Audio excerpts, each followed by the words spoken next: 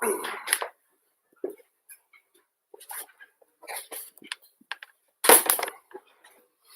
I'm going to be busy for a few hours.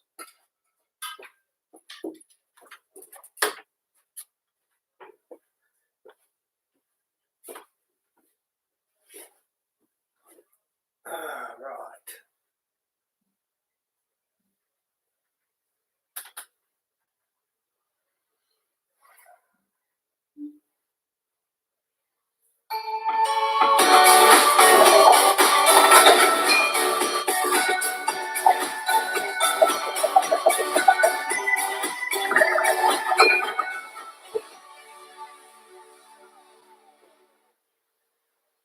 Now, this song is a song that Lisa and I have been performing together for quite some time. I don't remember when I recorded this, but since I recorded it, Lisa and I have been performing. So there you are. It's a rather pretty little tune, and it's called Angels.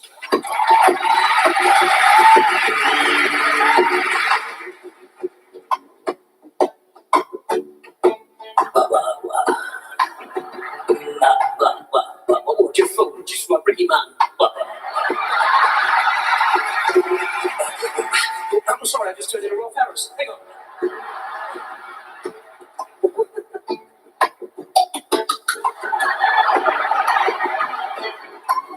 Sorry. I think that little blue pill Angus gave me just before I came on started to work.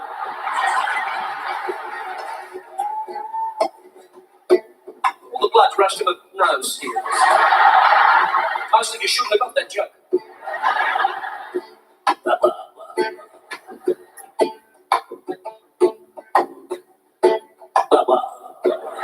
Hey, thirsty sis.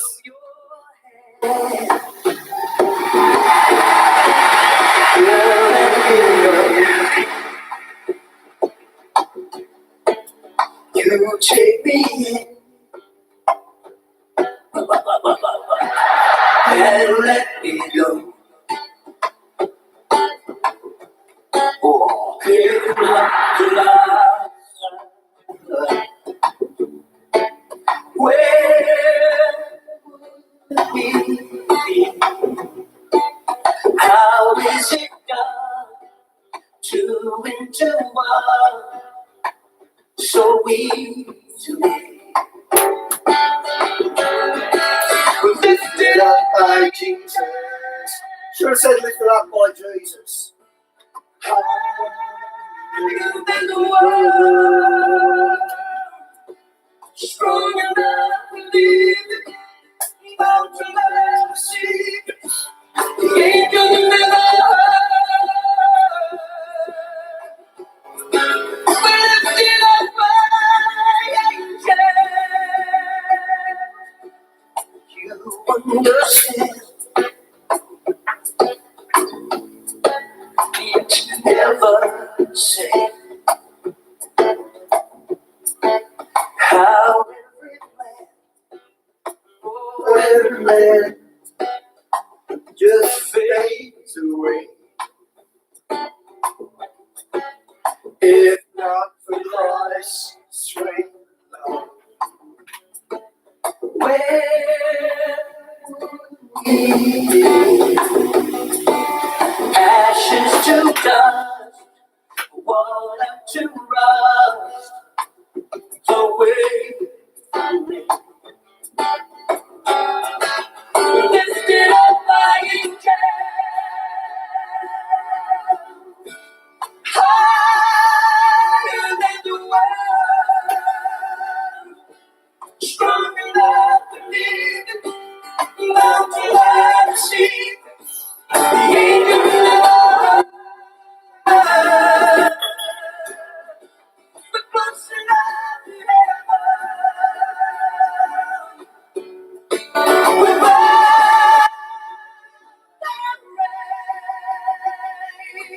the darkness cannot reach us. Let the angels reach us. Holy Christ remains. We're lifted up by angels, given wings to fly.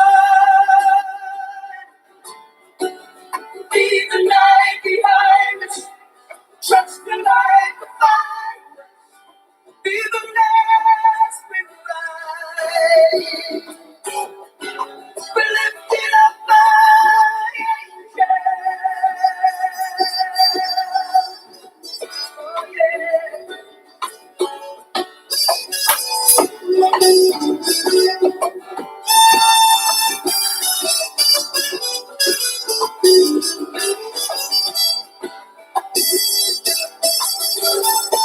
We're marching up to heaven.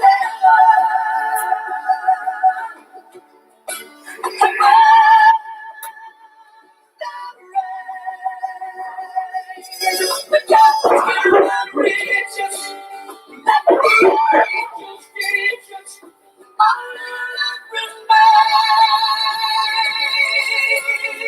we're lifted up by angels. Higher than the world. Strong enough to live, bound to love to see. Hey Malibu! Thanks for joining, sis.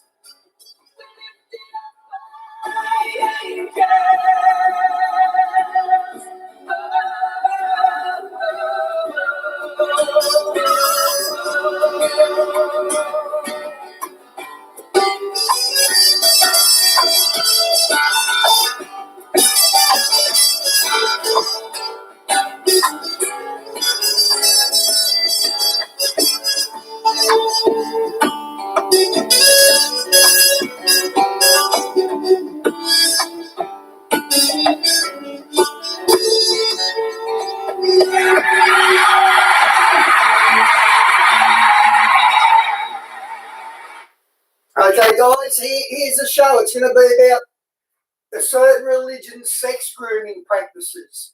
There's some really stunning stuff here, guys. The West is under attack. I'll play a couple of quick clips to give you an idea of what's going on, such as this one.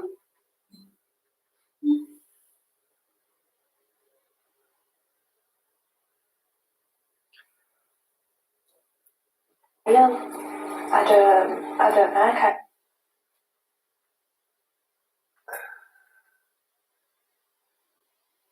Convicted and jailed for crimes against Malibu, I don't really know the copyright rules on fair use and educational purposes, but when I put that there on when I was showing Bible movies, they copyrighted me during the stream, you know how they do that and then it comes back? They done that, but when I hung up, they didn't copyright and take the whole show down. So I think that's the safety valve, fair use for education. I'm not sure though, don't blame me for using it, it doesn't work. more than a dozen vulnerable teenage girls. These were the men who groomed them and then abused them. And today, for the first time, it can be reported, and the scale of their offending can finally come to light. One of the survivors of that abuse agreed to speak to ITV News alongside her mother, and she told me how she was targeted as a shy 13-year-old schoolgirl. How did it make you feel? Did they make you feel special? At first, yeah. And then it would just like, I'd just get passed around, just get made feel so small. What are your thoughts about the men who could do that to a 13-year-old girl? I don't know, I can't really describe them any other way. The crimes took place in Huddersfield and in the remote moorlands surrounding the town. Police today paid tribute to the victims who came forward to give evidence in court. That's taken nearly a year to conclude, having to bravely repeat their accounts, and in some cases, several times over. I cannot praise them enough for their courage and tenacity in helping secure justice. These trials are the latest in a series of convictions of grooming gangs across the country. In Rotherham, it's thought that more than 1,500 victims were abused over a 16-year period.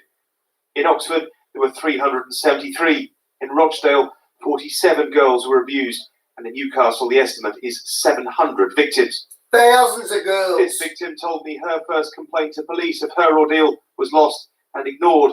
Unlike some others, she had a loving family and a stable home life, but parents who had no idea what was happening when she went out. At the time, I didn't actually believe that anything like that would happen within my family. I didn't even understand that that type of thing was going on. Is this the problem, that you simply didn't know that this kind of thing even happened? Definitely. I didn't have any idea. Even today, I can't understand how anybody can inflict such cruelty on another person. So Huddersfield becomes the latest town to learn the scale of abuse inflicted on its young girls, and from one mother whose love has helped rebuild her family, a warning to those who think it couldn't happen to them. It can happen. Malibu, as far as I'm aware, it was usually the taxi network. All of them were driving taxis in England, and that's how they ferried the girls around. That was their route. They were doing it with the taxis. And to anybody, it's not. It doesn't matter what type of life you have. It doesn't matter if you're parents, if you're in a single parent family, or it can happen to absolutely anybody. At the end of the first trial here, the judge told the guilty men, "The way you treated these girls defies understanding. This abuse was vile and wicked." And he went on to say, "None of you expressed any remorse for what you did." By contrast, that young woman I spoke to this afternoon showed enormous courage throughout. She promised me she's going to carry on speaking out and will do whatever it takes to save even one girl from being exposed to the kind of abuse she suffered for years. Okay, so that gives you an idea of what's going on. There's more of that, but what I'll do... Oh, no, I don't want history. I want, like, videos. I'll show you the Australian one first. This happened in 2001, and geez, we locked their asses up forever. And that's why when all them Muslim boat refugee people were coming to Australia, we didn't let them in because of this sort of stuff. We're not stupid in Australia. We stopped the Muslim Trojan horse. Here we go. The heading is Terror in Sydney, the unspeakable crimes of Bilal Scaff, Lebanese rapist.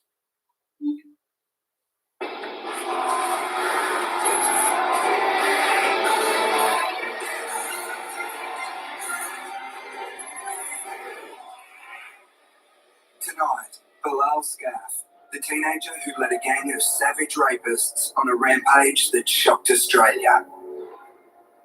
He had no compassion whatsoever for the human suffering they were inflicting. He was the one who was whooping and cheering and carrying on outside of the car while they were abusing me. He orchestrated horrific attacks that would shape public... Oh, thanks, Malibu. Ignite racial tension. I'll give yourself a thumbs up too. Lives damaged forever. I think he derived some sort of pleasure or satisfaction in inflicting cruelty. And yet, Bilal Scaff still believes what he did was not a crime. You only need to look at his charge photograph when he was charged with the last of the gang rapes. And he's laughing at it. Tonight, clinical psychologist Dr. Leah Jaratano reveals what drove Bilal Scaff to go beyond the darklands.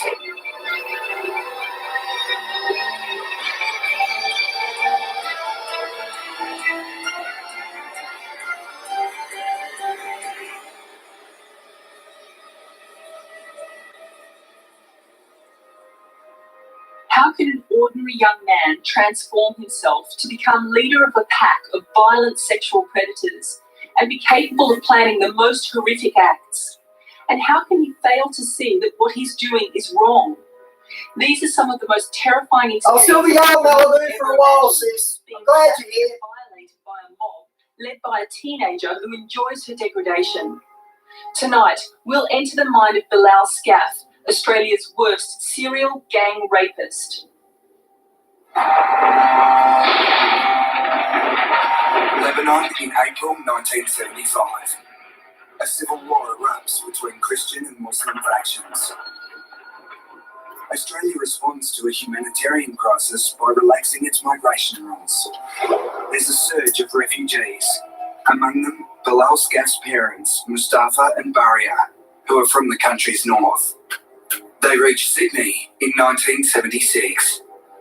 A lot of those people were from North Lebanon, which means to us is very poor, very uneducated people. A lot of them were illiterate. They couldn't read and write Arabic, let alone English. And they came to Australia in the middle of one of the worst recessions we've had.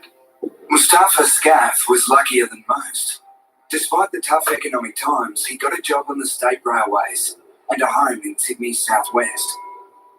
They lived in a small house in Greenacre, just a basic weatherboard house, typical house of the area.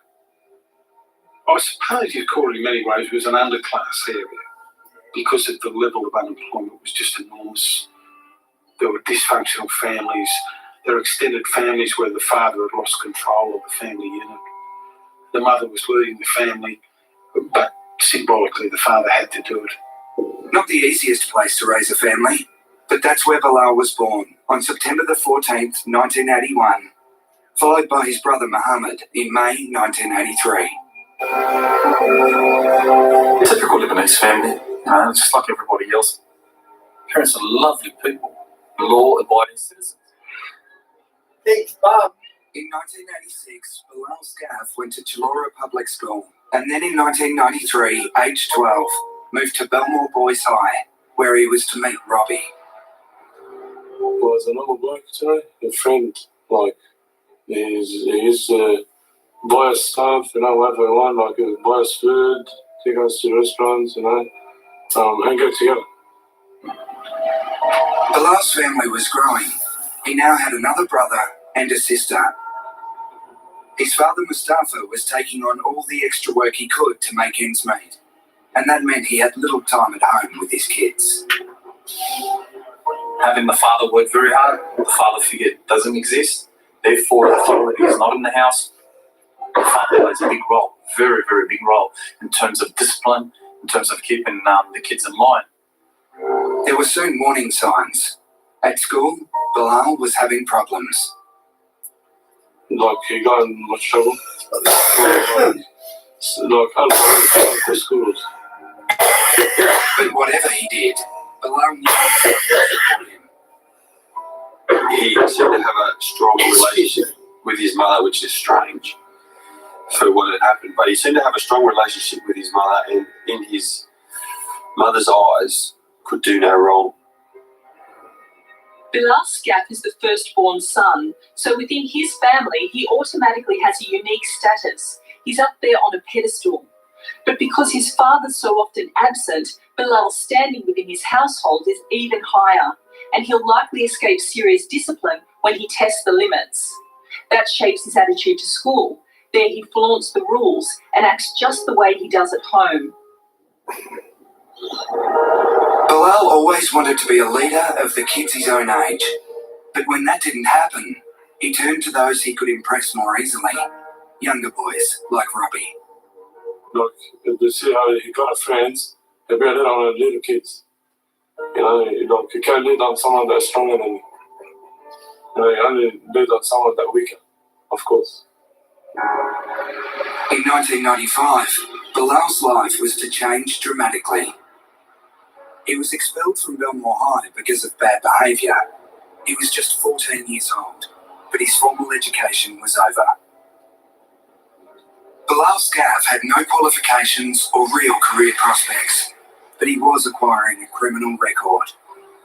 In September 1998, he was convicted of a shoplifting offence. A month later, he was back in court and fined for causing criminal damage to a car. Bilal is king in his own home, but out in the wider world, he seems just another street kid. He bashes up cars. What a hero. He bashes up cars. That's pretty tough. Average in every way. And that's a humiliating discovery for a boy who not only needs respect from his peers, he believes he's entitled to it. And to get that respect, he'll do whatever it takes, including breaking the law. He doesn't care who he hurts. Given his behaviour here, we can make a clinical diagnosis of what's called conduct disorder. That's where the rights of others are persistently violated. Mustafa and Baria were increasingly worried about their son. When their child has started running into a little bit of trouble, alarm bells starts happening in the parents' head, and they think, This guy talking was held up as this big youth worker. Then about 2 years ago, even less, he got busted for drug dealing. So this is how much phonies they are. This is their big youth leader. Kaiser Trad, I think his name is. I'm not sure. But he got busted drug dealing. to do something about this. And unfortunately, the only thing that they can come up with and that they know 23 minutes, JC. Welcome, by the way. Send the child back to Lebanon. In early 1999, Bilal was sent far away from any risks and temptations he faced in Sydney. He was sent for about 11 months to live with relatives in Lebanon, and he stayed in a small village of only about 20 houses. At least in Lebanon, he can't get drugs so easily. He can't get up to no good so easily. And if he does anything wrong, then the law will come down on him like a ton of bricks. And I am led to believe that women there did not enjoy the same freedoms that we have in Australia. Whether this had anything to do with what occurred not too long after he returned to Sydney, I don't know. Up till now, Bilal Scaff had only committed a few minor offences. But the 17-year-old was just months away from carrying out crimes that would sicken even city cops who thought they'd seen it all. Nowhere in this.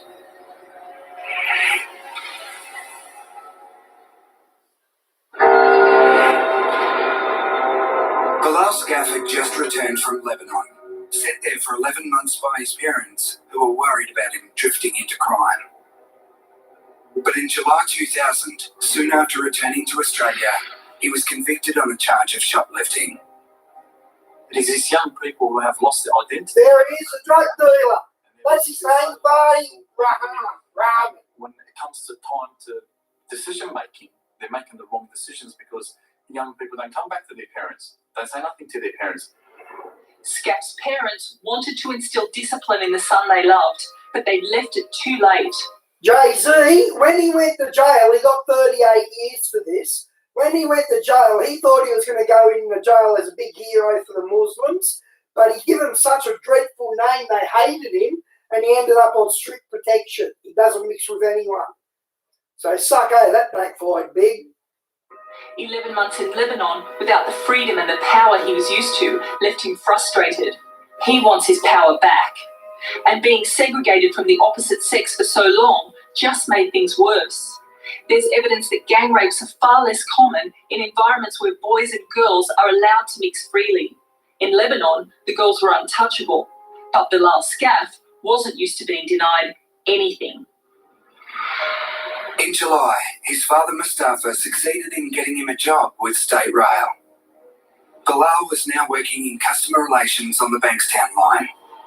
But within a few weeks, he'd throw away his last chance of a normal life and also devastate the lives of many others. The Olympic City looking more Olympic every day. 8,000 flags are on their way up around the city and suburbs. And that giant Olympic welcome on the Harbour Bridge now complete. August the 10th. The games were due to start in 4 weeks, but Bilal Scaff had other things on his mind. That night, he was prowling the Chatswood Chase shopping centre on Sydney's North Shore with 7 mates, all from Lebanese families. Certainly, Bilal Scaff was one of the older, if not the oldest of the core group of offenders, who ranged from 18 as he was down to 14. The gang befriended 2 girls out shopping, one 18, the other 17. They persuaded them to get into their van so they could go and smoke marijuana somewhere quiet nearby. He did express himself that he was a leader. He told them that he was the oldest, not by much, but he was the oldest, and he told those girls that he could tell the others what to do and they would do it because they respected him. With the girls now in the van, Scaff left Chatswood. As they headed towards the west of the city, there were constant phone calls between Scaff and his mates following in another car. But they were speaking in Arabic, so the girls couldn't understand what was being planned. Sneaky dogs. When a guy had lured a girl, the use of mobile phones and speaking in Arabic on the mobile phones to coordinate others turning up certainly was a distinctive. That was the evidence that was used against some guys, the mobile phones. Coppers are smart, aren't they? I respect coppers. The van stopped at a McDonald's restaurant in Stanmore. One of the girls was worried. Something wasn't right. She wanted to get away, but her friend refused to leave the van.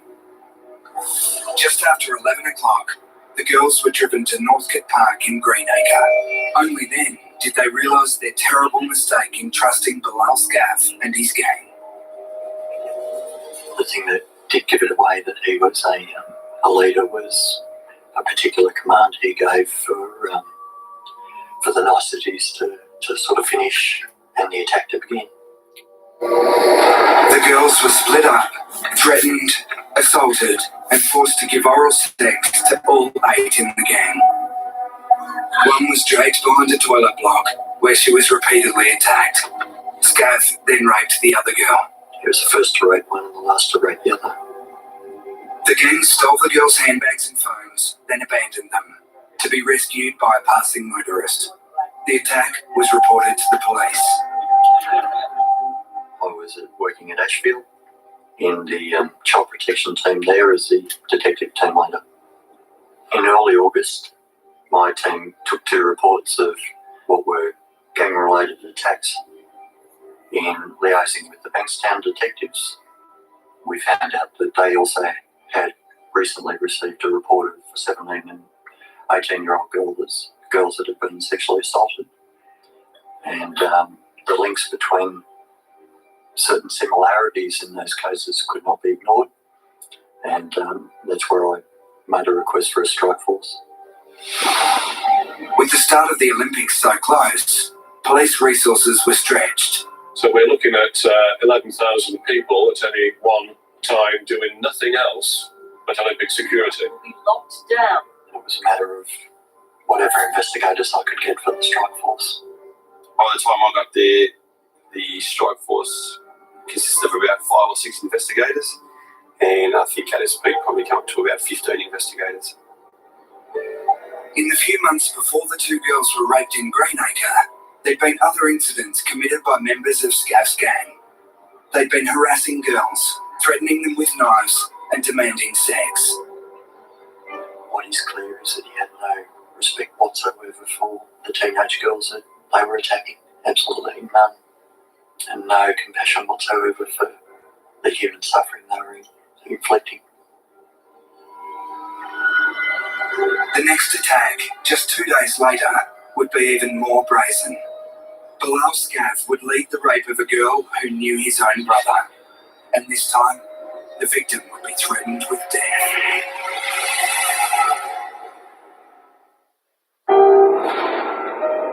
It was the eve of the Olympics. The eyes of the world would soon be on Sydney. Few knew that in the city's west, the police were hunting a gang of rapists led by Bilal Scaff, who were just about to strike again. This time, though, Bilal's victim would be a good friend of his younger brother Mohammed, and would be able to easily identify him. He had got away with so many things throughout his life, in growing up, from parenting, that I think he just figured that this was just another thing that he'd get away with. Scaff's victim was just 16, the same age as his brother. On Saturday, the 12th of August 2000, Mohammed invited the girl for a night out in the city centre. She agreed, but when he arrived at her home, she was taken aback to see 2 unknown men inside the car. Despite that, the girl's mother encouraged her to go. She knew Mohammed and thought her daughter deserved a night out with friends as she'd been studying hard for school exams. She was driven away, with Mohammed working his mobile phone, speaking in Arabic. The girl had no idea of the danger she was in. So she went in the car with these 3 boys, and instead of going to the city as she had expected, they stopped off at the park in Greenacre, and soon after, a van with 11 men, including Bilal Scaff, arrived. And of course, Bilal Scaff promptly said to her, "I'm his older brother." There were now 14 men in the pack. They dragged the girl into the darkness, stripped her, and held her down. Bilal Scaff was the first to rape her, followed by another man. She fought until one of the gang held a pistol to her head and said if she didn't stop struggling, he'd kill her. But she managed to break free and ran for her life, the gang in chase. They took her a gun and ordered her to get into their van. She was saved by a man out walking who scared the gang away. One man scared the gang away. What a bunch of cowards. One man scared the gang away. Wow, that's so crazy. What a bunch of cowards. One man. Scaff is the catalyst for these events. As the leader, whatever he says and does here is critical. The leader of a rape gang affirms his power and domination by planning the attacks, and he's usually the first to assault the victim.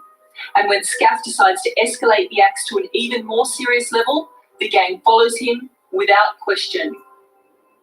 As we looked more and more into the reported gang rapes as they were coming in, one thing that did stand out was the increasing numbers of offenders involved, the increasing use of violence, whether it be threats or the use of knives and handguns.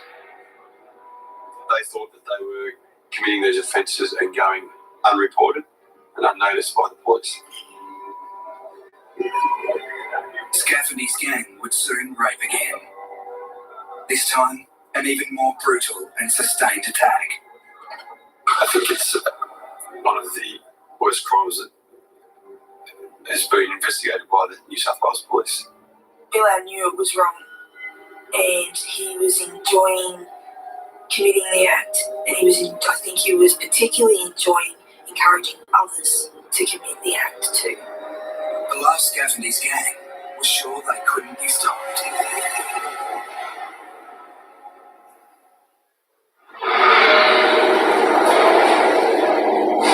It was the middle of the afternoon on August the 30th, 2000.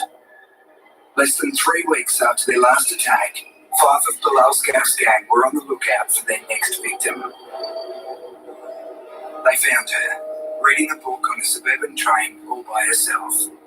Anna was 18 years old and on her way home from a job interview. They just all came and sat down next to me and around me and just started talking to me. She was in the best clothes that she had, a skirt which came down below her knee, mid-heel shoes, and she had a handbag with her. She was reading The Great Gatsby on the train between Belmore and Bankstown. They were proud about being Lebanese and all that sort of thing, and they were disparaging about not being Lebanese, you know what I mean, like to me. She, in fact, is a young woman of Indigenous blood, which explains her answer to the question that they asked her. They asked her, "Are you Australian?" And she said, "I'm as Australian as they come." When did she start Aboriginal? A lot of joking around. Just generally like normal teenagers. You know, a lot of laughing and stuff like that. It was all fun and games. Next, they had to get her where she'd be beyond help and there'd be no witnesses. They asked me if I wanted to smoke some pot, and I said yes, and I got off the train with them. That was undoubtedly a mistake, but as teenagers, I suppose we all make mistakes. She made one for which she paid disproportionately dearly. From the railway station, they went to a car park in Bankstown called the Marion Street car park. And that was when I was starting to get apprehensive. I was starting to second guess my decision. She used her mobile phone, trying to invent any excuse to leave the car park. But they took the phone from her. Yeah, I mean, I didn't want to lose that phone. I'd just gotten it a couple of days before. And I knew I'd be getting into so much trouble if I lost that. I just didn't realise I was going to get into more trouble trying to save it. They dragged Anna into a toilet block, the start of an ordeal that would last more than 6 hours. And in that toilet, she was raped by 4 of the 5 men who had been with her, and individually, while they all stood guard outside. During the attack, Anna was subjected to continual racial abuse. Mohammed Scav told her he was going to rape her in what he called the Lev style. And I remember thinking, all I wanted was my mum, my dad, my brother, and any of my friends to help me, and that was when I realised that no one was going to. And that I was going to have to save myself. When that ordeal was finished, the 5th of the men, feigning sympathy, understanding the concept of sympathy, said to her, well, you come with me. I've got a car here with some mates and they'll take you home. But they had no intention of letting Anna go. Instead, she was driven to the nearby Bankstown Trotting Club, where she was forced into sex 3 times. The rest of the gang was now on the move, hurrying to join in.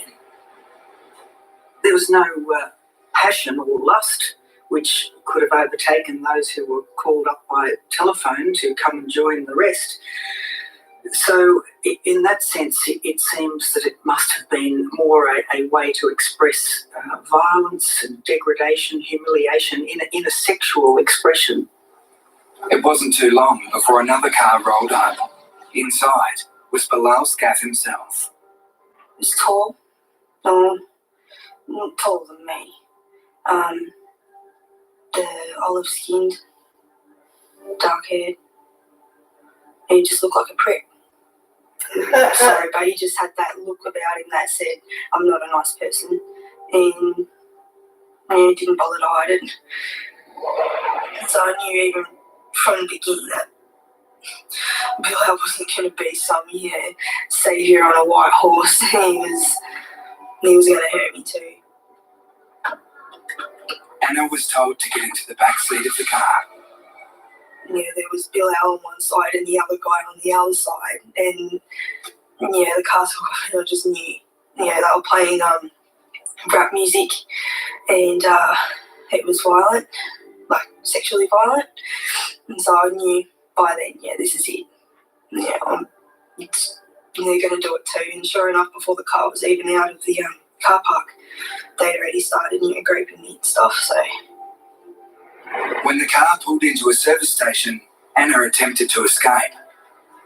What looked like a gun was pointed at her. Try that again, she was told, and she did. They thought it was funny. Like no one said put that away, let it go. It was, we're not letting her out. Anna was taken to an industrial estate in Greenacre. Another car arrived, filled with even more men. Bilal Scaff raped Anna, then urged the rest on as they attacked her, one after the other. They were so out of control, particularly him.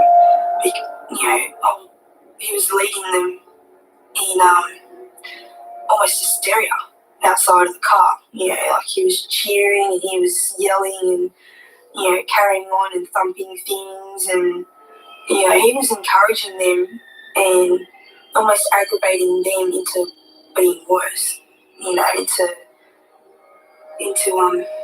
revealing the depths of their personalities as well as his own. I would say that you couldn't get much worse than what had happened to Anna, short of her being killed, really. I just remember the general feeling that, I was just an insect. I was worth nothing, in essence. I was there to, put up with it. Don't cry. Don't get emotional about it. You're not supposed to be a real person. You're supposed to just sit there and, take it.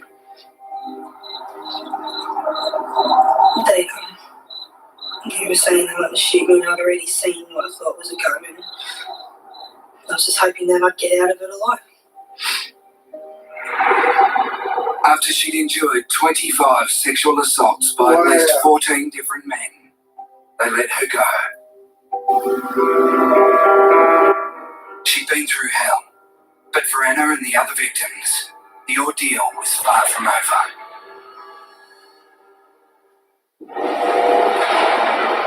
Bilal Scaff's gang of rapists was on the loose in Sydney, with the Olympics just a few days away. But the police team hunting them now had a vital lead. Security cameras at Bankstown railway station had caught one of the rape victims, Anna, with 5 of Scaff's gang. A sharp-eyed local detective recognised the face. It was Bilal Scaff's younger brother, Mohammed. That was our breakthrough, to identify one person, because it was obvious that the other offenders were going to be associates. On the 1st of September, the police staged nighttime raids on 3 houses, including the Scaff family home in Greenacre. We weren't received very well. The mother of Bilal refused to believe that either Bill or Mohammed, for that matter, had done anything wrong. Gang members were charged, but released on bail. Some were put under surveillance. On October the 7th, Strikeforce Seda detectives filmed them approaching young women on Bondi Beach. It gave new urgency to the investigation. After seeing this, the police were certain there'd be more attacks.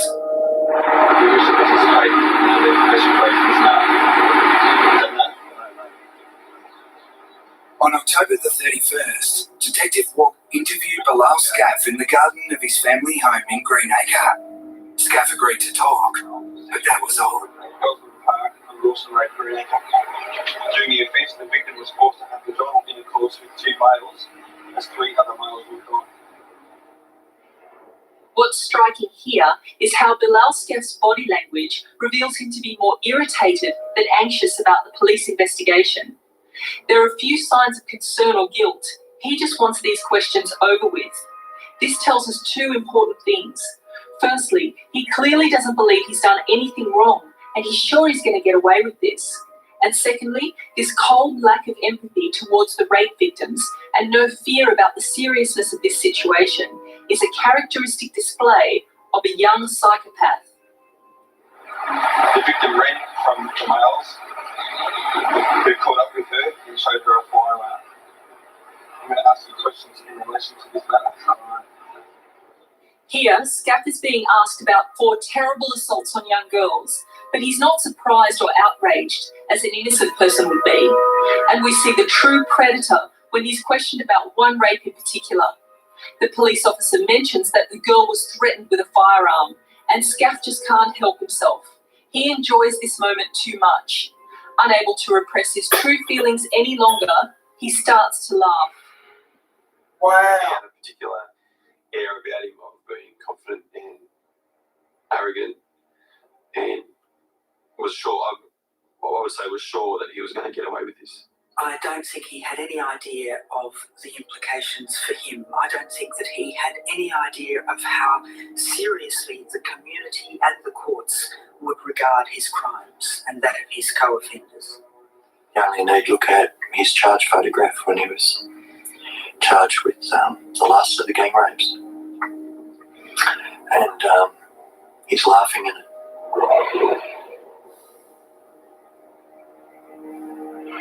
This photo reveals the real Bilal Scaff. He's just been charged. I was just checking if it was me, Jay-Z. I thought they might have copyrighted me. I was a bit scared then, so it was your internet. At least you're back, bro. This smile is how he's so often got away with things. And it's extraordinary that he thinks this is just another transgression he can charm his way through. But more sinister still is the fact that he can smile so broadly.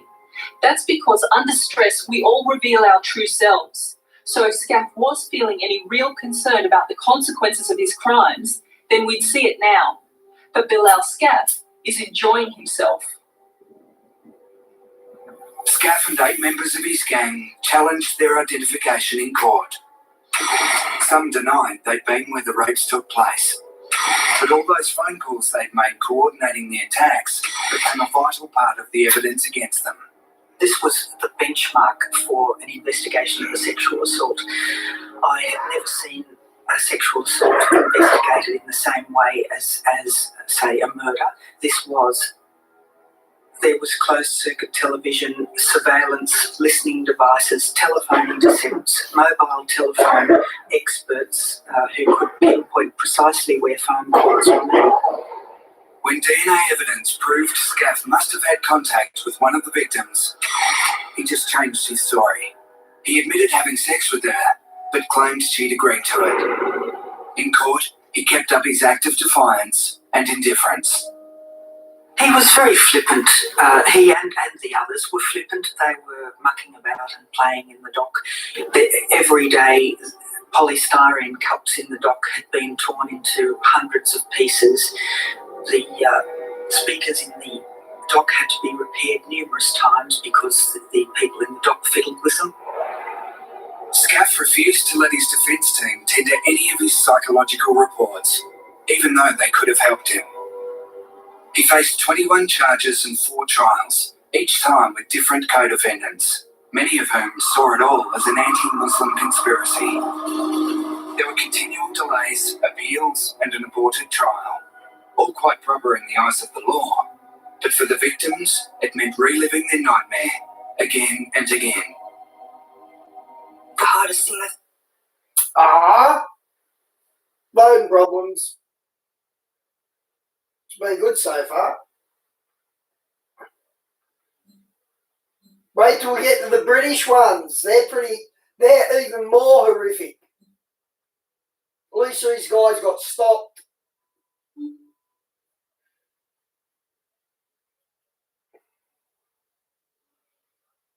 The hardest thing I think I've ever had to do in my life was go up on the stand and give my evidence and be cross-examined.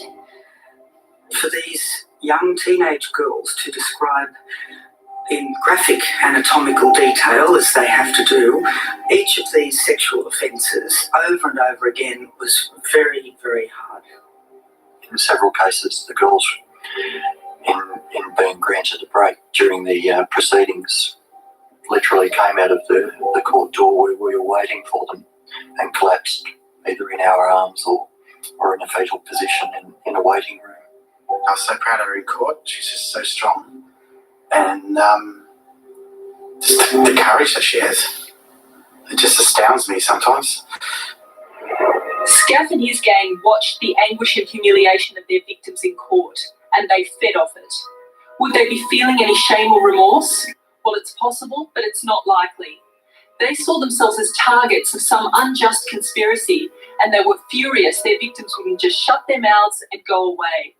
And the worst among them, probably including Scaff, would have seen the sufferings of the victims in the witness box and enjoyed that familiar feeling of power they'd experienced during the rapes.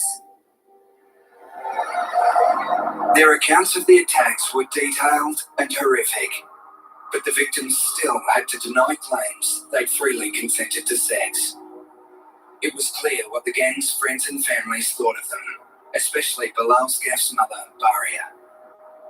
She blocked the corridor as we were trying to lead the girls through the corridor to get into court. She'd be eyeballing the girls. On a couple of occasions, she would pretend to do a grotty spit, that sort of thing. And even refer to the girls as we were getting them through to court past her as shamuta, which is, as I understand it, Arabic for slut. Shamut, yeah. They were trying to make out like we were just like sluts or easy or something, and that pretty much we'd asked for it, and that, they were just innocent little boys. My boy's a good boy. He'd never do that. But either they were in willful denial or they'd never seen their son's behaviour outside of the home. Bilal Scaff knew what he did was a crime, but he had no idea these acts would have been viewed with such horror.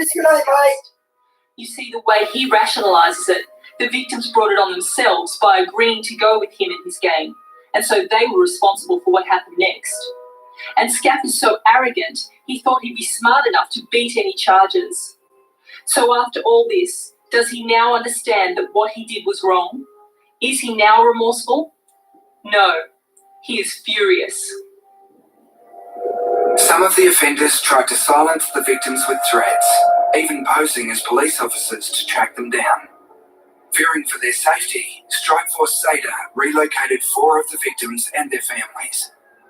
I never knew We that. worked twice as hard in each of those cases to support them through it, to get them through to court so they could have their day of justice. As the legal process dragged on, some victims found the pressure too much to bear.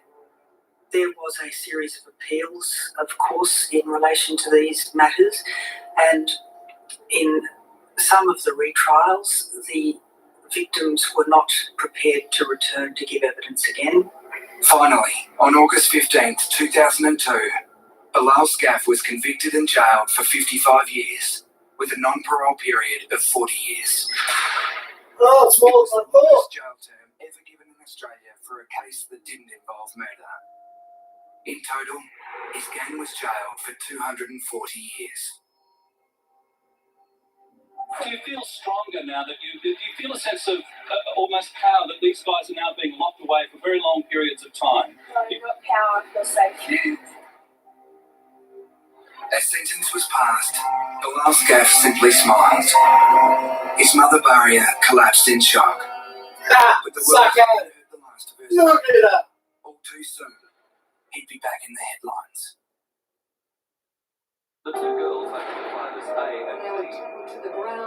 The crimes committed by Bilal Scaff and his gang had received intense media attention. I'm going to let some gang members are still at large. It was now widely known they were all Muslims from Lebanese migrant families.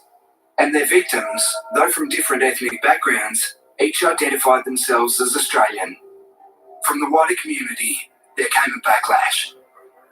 Judge Finane criticised the race hatred that had developed in the community as a result of these cases. He said the men involved in these gang rapes were the only people in the New South Wales prison system who were Muslim, Lebanese and rapists. But there are simmering tensions within Sydney's Lebanese Muslim community.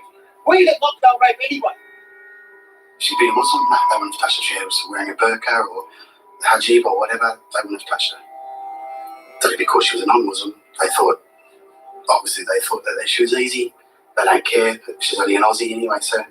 And that's why I put in the title, The West has a big problem with sex grooming gangs. It's exactly why I put it in the title. It doesn't matter to them. Bilal Scaff's victims had been subjected to racial abuse. Now his community was on the receiving end. Scaff had let an evil genie out of the bottle. It was just shocking because all of a sudden this collective punishment had come. The drug dealer. There he is. Got busted drug dealer. Lebanese boy is out to rape an Australian girl.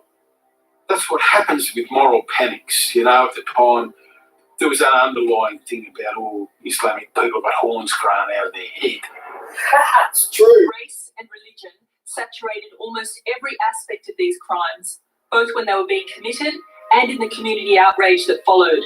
But gang rape has nothing to do with race or religion. Oh, it happens in almost every culture, in elite sporting groups, street gangs, universities, and in the military. But in Scaff's case, racial and religious insults were used by the offenders to heighten their bonding and their connection to the gang. Race became an excuse for what were just vicious and cowardly sex crimes. Bilal Scaff is held in the Supermax High Security Unit at Goulburn Jail in country New South Wales. There you go, Goulburn. Australia's hardest prison. In September 2002, his mother was banned from visiting him for 2 years after being caught trying to smuggle his letters out of jail. And his father was investigated for allegedly trying to bribe a prison officer. 3 months later, prison guards found a letter Bilal Scaff had written to New South Wales Corrective Services Commissioner Ron Woodham, containing white powder and a demand for the release of all Muslim prisoners. In April 2003, Scaff's Lebanese-Australian girlfriend, who'd got engaged to him in November 2000 and loyally stood by him through all the trials, finally broke off their relationship. The next month, she was really attractive too, guys. His girlfriend was really pretty. They showed his former fiancée being pack raped and then executed with a machine gun. I know that the inmates, Lebanese inmates, turned on Bilal and and the boys that were involved, they were very angry because they've destroyed the image of the Lebanese community. And I believe even to an extent where Bilal had to be secluded from the rest of the inmates. Told you, strict protection. Further legal appeals meant Bilal Scaff's sentence was reduced to 35 years. His brother Mohammed was given 26 years. I don't believe they should be ever released. If they get in the same circumstances again, they'll do the same thing. If they get in another gang, per se, they'll do the same again. If they're that weak-willed mentally to do what they did then, what's to stop them in the future? That's right. I don't see how you can rehabilitate someone like Bilal Scaff in a prison that's full of men when he's not about to rape a man. You know, it's women who are his victims. By the time Strike Force Seder was shut down in April 2002, 18 men had been arrested over attacks on 8 victims. Bilal Scaff's gang had been broken up. The pack rapes had stopped. We need to deal with these young men and see what is their problem. Why are they feeling the way they're feeling? Why is so much anger, so much resentment? Because they're jealous we're the winners and they're the losers in life. That's why. My belief is that the courage of the 8 girls that we did get to court actually stopped the gang rapes and stopped other girls from being gang raped. There's no two ways about that. If none of those girls had been prepared to go to court, these blokes would still be on the streets. Bilal Scaff was architect and commander of these terrible sexual assaults. Without him, they may never have happened. But what made him a serial gang rapist? Well, crucially, he thinks he's entitled to take whatever he wants in life, and he doesn't care who he hurts to get it, especially if it's a woman he believes is naturally inferior to him. He got the status he craved from younger teenagers by organising one of the most cowardly acts imaginable, the violation of defenceless females. And it took the degradation and humiliation of his victims to make him feel like an important man. This allows us to make a conclusive diagnosis. Bilal Scaff is a psychopath who will probably always present as a danger to others, particularly to women. 2031. So I've still got 12 years left. 49. He was polite, he was nice. Everybody thought he was...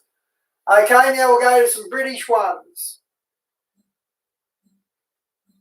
This one's more disturbing, actually, because that Aussie one was a one-off.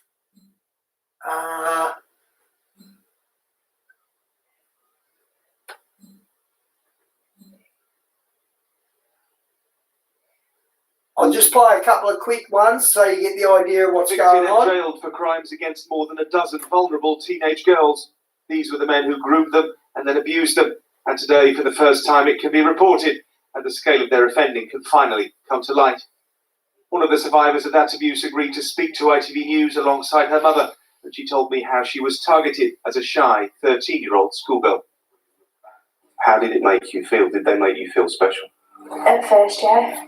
And then it would just like, I'd just get passed around and just get made feel so small. What are your thoughts about the men who could do that to a 13-year-old girl? Vile. I don't know, I can't really describe them any other way. The crimes took place in Huddersfield and in the remote moorlands surrounding the town. Police today paid tribute to the victims who came forward to give evidence in court. That's taken nearly a year to conclude, having to bravely repeat their accounts, and in some cases, several times over. I cannot praise them enough for their courage and tenacity in helping secure justice. These trials are the latest in a series of convictions of grooming gangs across the country. In Rotherham, it's thought that more than 1,500 victims were abused over a 16-year period. In Oxford, there were 373. In Rochdale, 47 girls were abused. And in Newcastle, the estimate is 700 victims. This victim told me her first complaint to police of her ordeal was lost and ignored. Unlike some others, she had a loving family and a stable home life, but parents who had no idea what was happening when she went out. At the time, I didn't actually believe that anything like that would happen within my family. I didn't even understand that. 3 minutes, Daisy, it's only a quick one. The problem that You I'm just setting up the scenario, just showing you the sex rumours I are. didn't have any idea. Even today, I can't understand how anybody can inflict such cruelty on another person. So Huddersfield becomes the latest town to learn the scale of abuse inflicted on its young girls, and from one mother whose love has helped rebuild her family, a warning to those who think it couldn't happen to them. It can happen to anybody. It's not, it doesn't matter what type of life you have. It doesn't matter if you're parents, if you're in a single parent family, or it can happen to absolutely anybody. At the end of the first trial here, the judge told the guilty men, the way you treated these girls defies understanding. This abuse was vile and wicked. And he went on to say, none of you expressed any remorse for what you did. By contrast, that young woman I spoke to this afternoon showed enormous courage throughout. She promised me she's going to carry on speaking out and will do whatever it takes to save even one girl from being exposed to the kind of abuse she suffered for years. Okay, the first doco.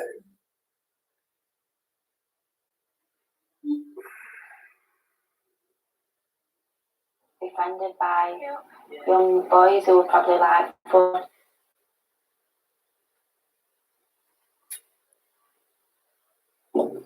Children across Britain are being exploited for sex by organised gangs in growing numbers. It is the most vicious, premeditated form of crime I have come across, short of homicide or terrorism.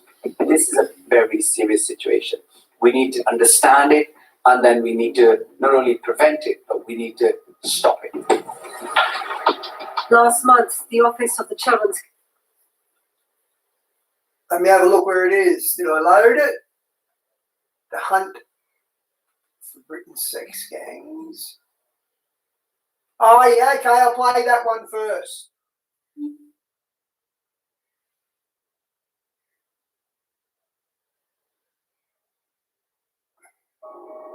It's quite horrendous really what she's actually coming out with, just being raped constantly. Hey Pat, good to see you, bro.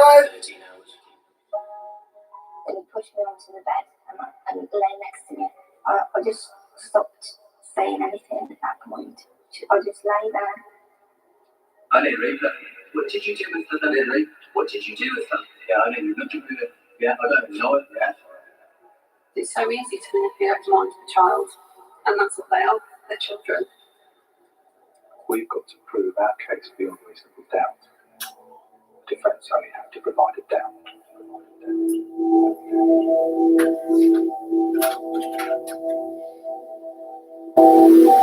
The hunt for Britain's sex gangs. That's the title. Last week, a major trial in the Old Bailey ended with the conviction of a gang of men for grooming and sexually exploiting girls as young as 11 in Oxford. 11. This is just the latest of a Can series you of imagine sex that? gang 11. cases that have come to court. But 3 years ago, before any of these cases came to light, police in Telford allowed cameras to follow one of the biggest child sex trafficking investigations the UK has ever seen. Loads, what local people? This unprecedented access shows from the inside the challenges of bringing Britain's sex gangs to justice. Telford police have been running Operation Chalice for almost a year. A team of specially trained officers are working round the clock trying to gain the trust of vulnerable girls who were as young as 11 when they were first abused. She's been taken to Birmingham at 14. He would rape them all first to test the waters, to see who was good, to then take the best ones to Birmingham. They'd always buy them bottles of Bacardi, get them to neck it so they were that drunk. I go and then sit next to her, and with that, she completely breaks down. She's absolutely sobbing, completely hysterical. To the point where I start crying as well, because it was just horrible. She then just started going on about the time she's been raped, and quite violently as well. And she goes into detail. She remembers being given alcohol and then passing out. She then wakes up on a bed where she's the wrong end of the bed and her head's trying to falling off the end. And she's been raped by 2 of them. But she feels like she's been drugged because she cannot move her body to get them off. But while she's being raped, there's another room that's locked with a number of girls inside and a number of men, and she can hear the girls screaming and crying. They're quite clearly being raped in that room.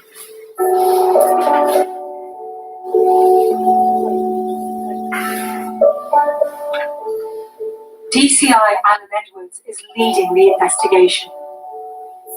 The intelligence is absolutely compelling. Something's going on. One girl in particular is talking about these two men, Max and Eddie, picking her up, taking her away, taking her around to see different men. What I wanted to ensure was that I could concentrate on them, see what they were up to, see who they were associating with, and from there find out how many other victims I might have. Can you talk me through the profile of the offenders? The offenders in the main that we're going for were the facilitators, and the facilitators were actually young Pakistani men. And the difficulty is, how do you deal with that? And how do you deal with it without being accused of being racist in some way? And my view is this: I've got a bunch of criminals. I don't care what background they come from. I don't care anything else about them other than the gang raping young girls. Amen.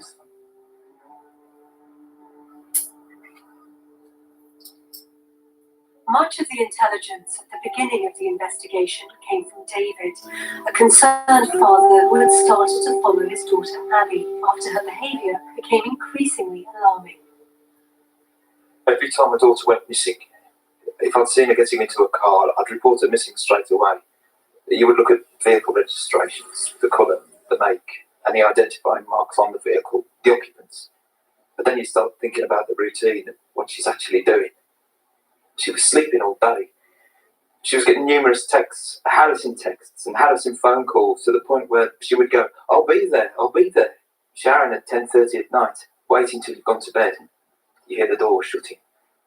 The turning point for this family came in April 2008, when Abby went missing for 3 days. We didn't know where she was. We rang the police because she didn't come back that night. God. She was taken to a house. She was fed alcohol and drugs. She was in a room. 4 or 5 men went in. Don't think I have to elaborate on that. Friend was in another room. She said she was locked in the house. When she did come back, she was subdued. She was secretive. She didn't want to speak to anyone. She hid herself in her room. She ate in her room. She had bites all over her neck and bruising on her arms. She come back in a really bad way. I went to the police station and I said my daughter's been raped. The police doctor was called. We took her to the hospital, but she wouldn't have any examination. She didn't want it, so we couldn't force her to do that. It was so hard.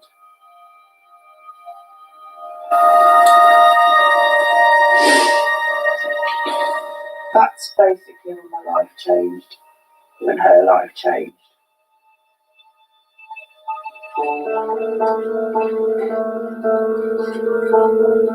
These parents lost count of how many times they reported their daughter missing. They believe it was around 60 or 70 times. But with victims too scared to make a formal complaint, it took 18 months for the police to act. How many do you reckon we're going to need? I would suggest somewhere in the region of 30-40 officers. Yeah, I'll see what we've got. And I'll quick word into task force, see if there's any other people on the organised crime side that they can come in and help us. I'll take it's going to be a 7 o'clock start. I think it'll be earlier than that. Earlier than that? I'll certainly allow it. In December 2009, with intelligence mounting up but very little hard evidence, DCI Edwards decided to make a bold move. A series of raids began in which a total of 9 suspects are arrested in the market town of Wellington, just outside Telford.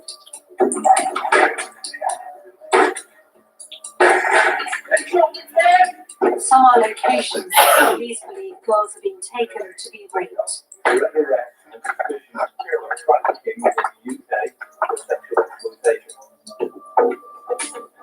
Look how evil they look.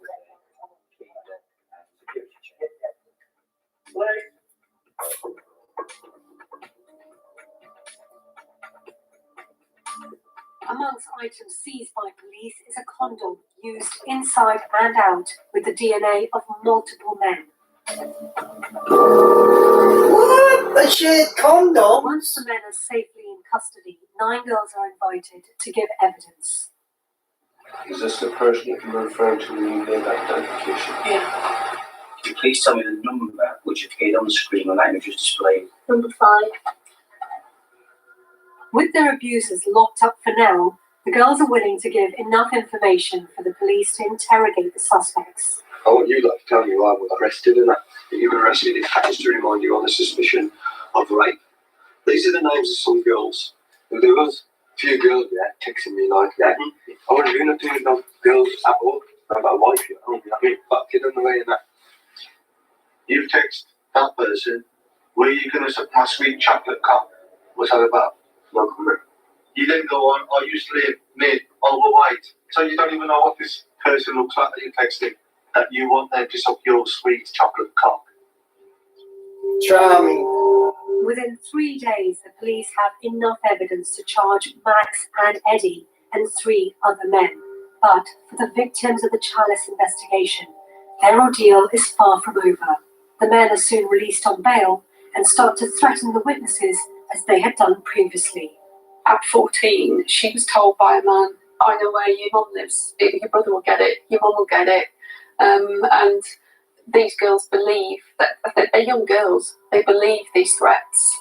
I decided that I wasn't going to be there past Christmas because I was going to kill myself or they were going to kill me.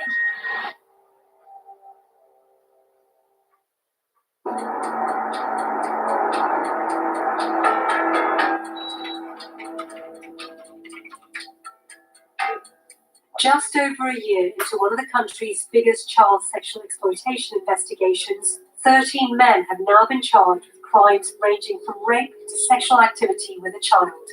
The total number of victims has risen to over 100. Some were as young as 11 when they were abused. The team building the police case has grown to over 50 officers, and Detective Chief Inspector Neil Jameson has just taken over as a senior investigating officer. Can you just give us a quick update? Yeah, I mean, it's taken us between 8 to 10 weeks to get her comfortable to interview. She's making disclosures going from basically being forced to give oral sex through to gang rapes, accused of blokes while she's been pinned down, having sex with her, held hostage for between 10 and 13 hours, just being raped constantly. It's quite horrendous, really, what she's actually coming out with. She went away the first night and sat and wrote a list of males that she needs to speak about to her offenders. She actually came up with 101 names. Wow! She's a kid. She's already told us in the 8 to 10 weeks before, and she's actually missed a lot of names off anyway. 101 men. A lot of offenders. This is so horrific. You know, that's obviously added to the vast amount of people we're already looking at. So, yeah. It's at least 150. That's right, yeah. Listening to Ian, probably near 200. Right. Now, there's a few others. Same kind of thing again, gang rapes. She'll talk about the urine throwing episodes. Yeah. It seems every day something's coming out and something more traumatic and, sensational. But we've got to just get on and deal with it. I don't want to lose focus. So thank you very much. And that's it. The scale and horrific details of the case are way beyond what most of the investigating officers have seen before. We're having to give the officers counselling because of what they're having to go through.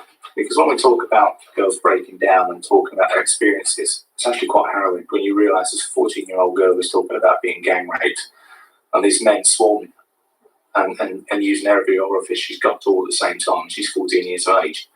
And you've got your officers trying to deal with that. And then say to them, yeah, keep working late tonight and come in tomorrow. For a lot of us in here, when we go out and we see these girls, you can't help but feel some kind of emotional tie to them because you're watching somebody, one, going to pieces on you, and secondly, disclosing the most horrific of crimes. For example, like Danielle's girl today has found out she's then further disclosed a further rape. So we're in this constant sort of real all the time. That's the bit that's really draining, emotionally draining, mentally draining. That's the bit that we actually struggle to deal with a lot of the time. Every day there is generally a crisis in the office where something happens with one of the girls. We have to keep saying the same things all the time to them because they'll get it, and then something will happen. I'll be straight back to where they were, so we'll start again. Just getting them to realise they have been a victim, it's not their fault, and that there's hundreds of other girls involved. The police are identifying a classic pattern of grooming, starting with friendship but moving quickly to abuse and control. Sarah's ordeal started in Telford just a month after meeting a man who was introduced to her by a friend. He just intimidated me, and I couldn't get away because I knew that he was stronger than me. And I told him not to take my trousers down, but he didn't listen. And I tried to get him to promise not to take off my underwear. Then he pushed me onto the bed, and then he got on top of me. And then he promised that he wouldn't put it inside, and he was just going to put it on the outside. But then I just stopped saying anything at that point. I just lay there. Did you realise what was happening then? Yeah, I knew what was happening. I didn't know what to do about it. And he raped you. Why didn't you report it to the police? I reported it. I reported the first rape, but I was really scared, and I told the police that I didn't want him to be arrested because he only lives down the road from me. And how long before you were introduced to other men? It was 2 days later that his cousin came round, and then it was a week later the next time. That's when his brother came round, and Roy's uncle. I didn't know what was going on in my head. I felt like my mind had shattered like a glass, and all my emotions were floating around all over the place. I decided that I wasn't going to be there past Christmas, and that was either because I was going to die, because I was going to kill myself, or they were going to kill me. That was in August, so I'd got August until December to kill myself. Wow, she's 40. Wow.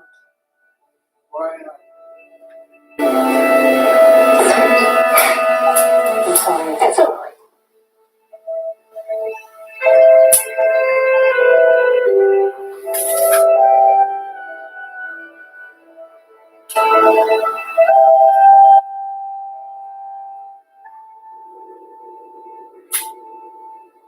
DS Sophie Wade is collating the evidence from different victims and has started to see a common pattern emerge.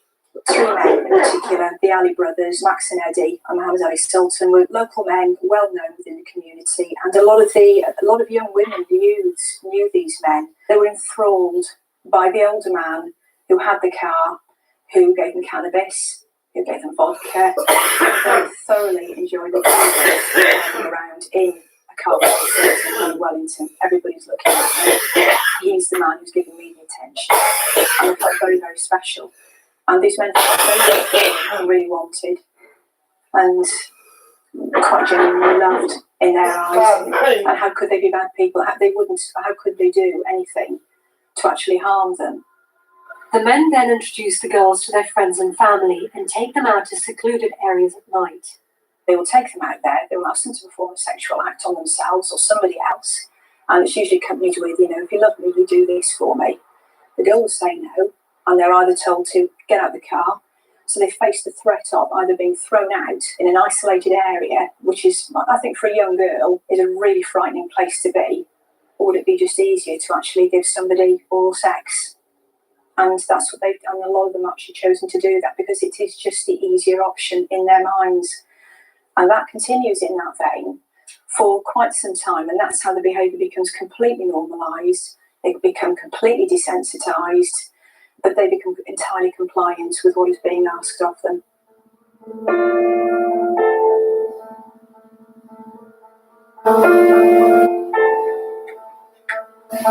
As the months progress, the team are only too aware of the hurdles they face in proving this case in court.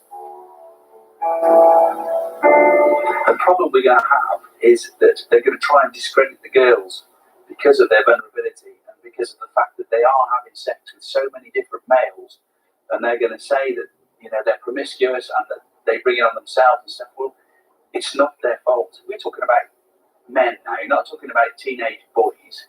You're talking about men who are grooming young girls as young as 12, right the way up to sort of 13, 14, 15, who are still children. The thing that's really devastating is the forensic side, really, because we were hoping to get more evidence of the girls and blokes being together in the same place, but there's that much mixed together. It's just a complete soup, and they can't decipher whose DNA is on the in a particular place. You put a glow lamp over the vehicles and it highlights where there's DNA. Say, for example, on the seats of the vehicles, some of the vehicles. What pigs? Look at it! What a bunch of pigs! Vehicles themselves, and it's very difficult to separate them out. Even though the interior of the perpetrator's cars glows bright with semen and vaginal fluid, the chance of proving any one girl was in any one car is very small. It's notoriously difficult to get convictions for historic rapes, so the team try a different approach. Trafficking legislation emphasizes the control that traffickers have over their victims, and so makes it harder for defense barristers to imply the sex was consensual. The police have called in Mike Hands, a child trafficking expert, for advice. A lot of the controls come from the methods they use. So they will identify a child. That child will have a vulnerability. As they build up the grooming phase, it'll be then breaking them away from their support mechanisms. So it'll be breaking away from their siblings and parents, breaking away from their peer groups, so that they've got no support. Guys, that's why we stopped the Muslim boat refugees, because we saw what Bill Scaff, the Lebanese rapist gang, done to our children. So we just didn't let them in the country. We just put them on islands and deported them. Support structure around them other than the trafficker, and that's when the cycle of abuse cranks up, and that child is completely alone. And people say, why do the children keep going back? Well, why wouldn't they? Where else have they got to go now? They haven't got anywhere to go. All their support, everything comes from these controllers, from these traffickers. The use of trafficking law in gang grooming cases was pioneered by Sheila Taylor, whose work with child victims prompted a similar investigation in Derby. She spotted how girls were being moved all over the UK, completely controlled by their traffickers. What we had was Derby in the middle, and then we had understanding that these young people had gone to all of these different places, as far as Devon, Middlesbrough, Birmingham, all sorts of strange places, and that highlighted how much movement there was. 24 towns and cities were named in 81 cases. So these children were being trafficked across the country? Absolutely, absolutely. And that's significant because in cases where girls are reluctant to give evidence or they are finding it difficult, there's this really important piece of legislation that can be used to bring these men to justice. Yes, because all of that legislation being linked to traffic talks about young people being out of control and being controlled, and therefore it makes it applicable. But the biggest thing about the trafficking offence, sort of like America's RICO laws by the sounds of it, is it does say that consent is irrelevant. A child can't consent. In law, it can't consent to be exploited. So if that child's under 16, consent is not an issue. Now, in the case of the child's children, they're being moved around the force area and outside of the force area in some cases. And the intention for that, at the end of that movement or during that movement, was that they would be sexually exploited. If you can show that, then you can convict for human trafficking. You don't need forensic. You don't need DNA. You don't need disclosures from children. It's a very simple piece of legislation. Once you understand it, it's very simple. David clearly remembers how the traffickers took complete control of his daughter Abby over a period of 18 months. She would do anything for them. And later on, speaking to her, asking her what kind of control did they have over you? Was it physical? Did they threaten you with violence, to beat you up? And she said, no, they were cleverer than that. It wasn't the threats that were directly made at her. It was the threats made to her about what would happen to me and my wife. That was the main reason she carried on doing what she was doing, because she was frightened of the threats made against us.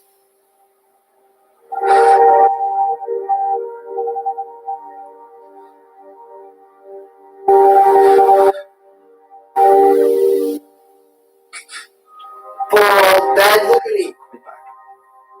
Poor bugger. God bless you, Dad.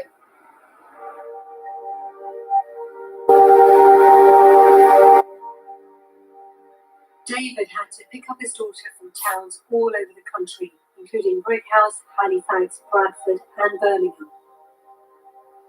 Sarah was also taken to other towns. She was in the control of her abusers for 4 years, and she's worked out she was passed around 72 men. This here, where it all started, was when I was really raped, when I was really scared. And then this here is like the aftermath, the result. I think I just felt totally intimidated, and I think fear goes beyond. Listen to how young she sounds, guys. Beyond that, and it's a mental She still sounds like a child. That's so disgusting. Just as powerful as sexual exploitation. Yeah. But it wasn't consent. No, it wasn't. Because if I had a choice, then I wouldn't have done it. What do you think it was if it wasn't consent? It was intimidation, and it was control, and it was rape. Once the Chalice children are officially classed under the European Convention as victims of trafficking, it's seen as technically impossible for them to have consented to sex. It's a significant breakthrough for the team. We're trying to use the trafficking legislation to link together a number of victim accounts of when men are moving these victims around the country. It's the glue that brings it together, rather than trying to go to court with separate rape, separate abduction, underage sex allegations. So you've got one victim facing one suspect. So what we're now trying to do with ours is to say, okay, we've got 5 or 6 victims here. Give me a consistency. There's a consistency in the type of car, the location they've gone to for the sex. All these things are consistencies I can bring together so that I can get the victims themselves to corroborate each other. With the focus on trafficking, the police are using a combination of phone data and automatic number plate recognition cameras, ANPRs, to establish the suspect's movements. What we're trying to show is that he's travelled from one particular place to another. His phone hits that cell site at this time. And 15 minutes later, the car goes through the NPR, and that works out about right on the timings. Telephones has been massive on this job. There's been like 200 plus phones seized. And large numbers, 141 calls, and even if it's only one call, it's still a link between those two. They've still got to explain it, why you made a call to somebody you're saying you don't know. The police have pieced together enough evidence for the next phase of arrests. Let's go for it. In the autumn of 2010, the police organised the simultaneous arrest of 4 men. A new victim has come forward who says that she was moved to Telford and then sexually assaulted over several days. One of the key suspects, Eddie, is arrested from his bail address in Huddersfield in connection with this new case. Okay, let's do it.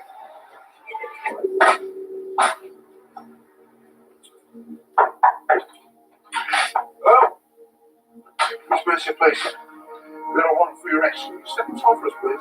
We're on the search premises while we're here.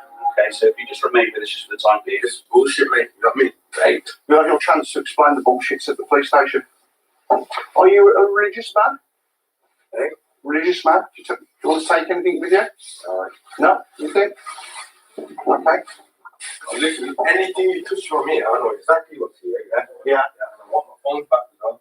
You'll get back eventually. Everything. No, I won't. Back as soon as I let go, I want my shit back. Sit this side for us, yeah? As the analysis on the phones comes back for earlier cases, the police believe they'll be able to prove the texts from Eddie's brother Max show he intended to traffic girls for sex.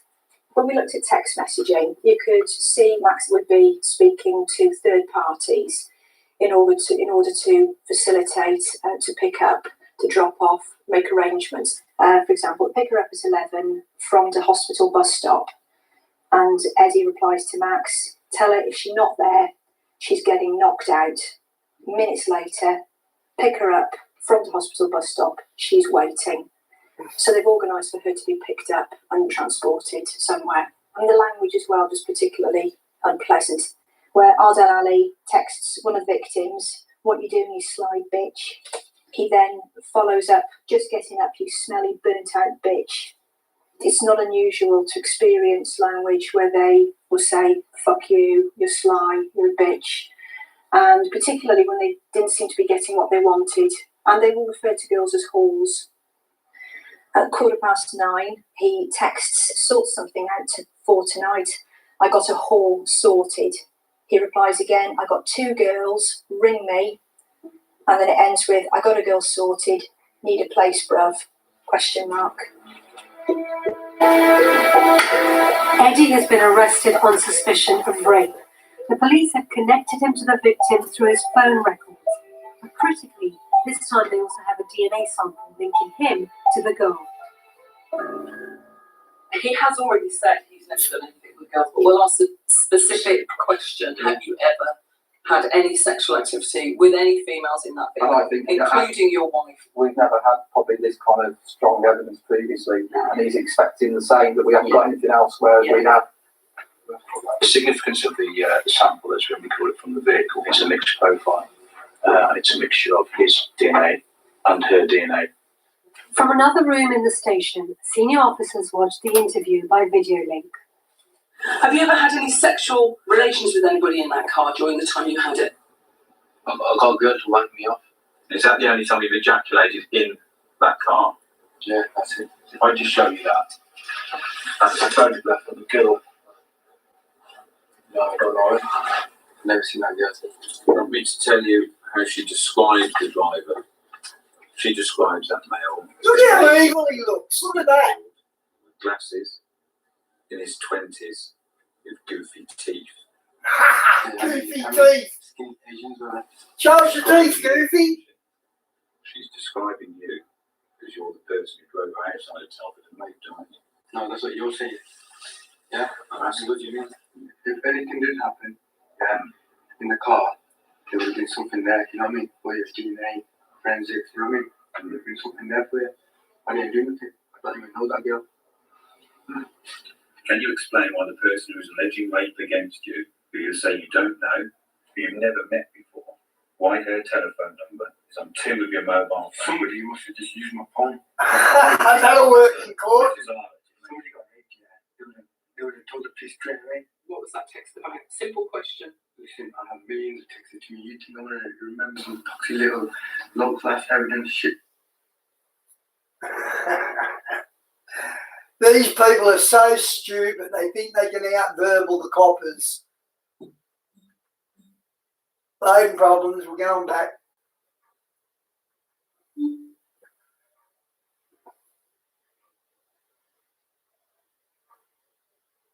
That's evidence shit you got there. Okay. I don't think so. You can just say you can't remember. No, you don't need to say that. You said to us earlier, well, if I'd have had sex with her, you'd have found DNA or forensics or something in the car. You were right, there is DNA forensic in the car. Linking you and her. Oh, right, so what did you do with her? What did you do with her then? I didn't rape her. What did you do with her? I had sex with her. So you had sex with her? Listen to Tell me about See how stupid they are. The tape is now about to finish and you have just changed your story completely, so we're going to stop this interview. The time is 9 minutes to 9. We've got some good results with the interviews. We had the revelations with that gentleman changing his story right at the very end.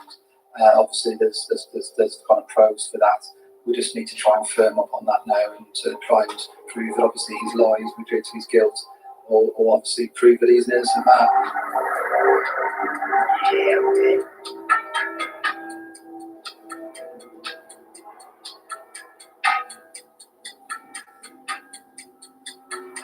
It seems like the police had made a breakthrough.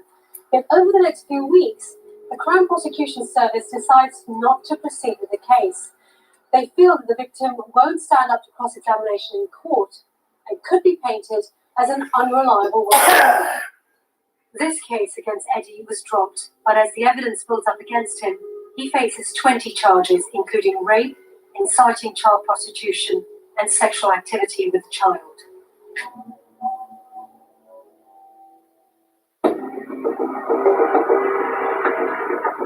Despite the many setbacks in the investigation over the next 5 months, 2011, May 2011. And settle on which victims are prepared to give evidence. We've got to get the first one through the court. If we get that through the court, if the girls are allowed to tell court what's happened and the jury can actually believe them, if we get that first case through and then those men are dealt with, we can then move on from there. Because we know the case is safe. And in relation to the court case itself, this is all the paperwork, some 30 or 40 boxes. As a team now, we're just anxious to get underway. So this has been a long route, and for a lot of people now, there's a lot of nervous tension. Us as professionals, I wouldn't say used to it, but we're eagerly now just to wait and get underway. A year and a half after the first arrest, the main case begins. 9 men are on trial, 7 are married, 1 is a grandfather.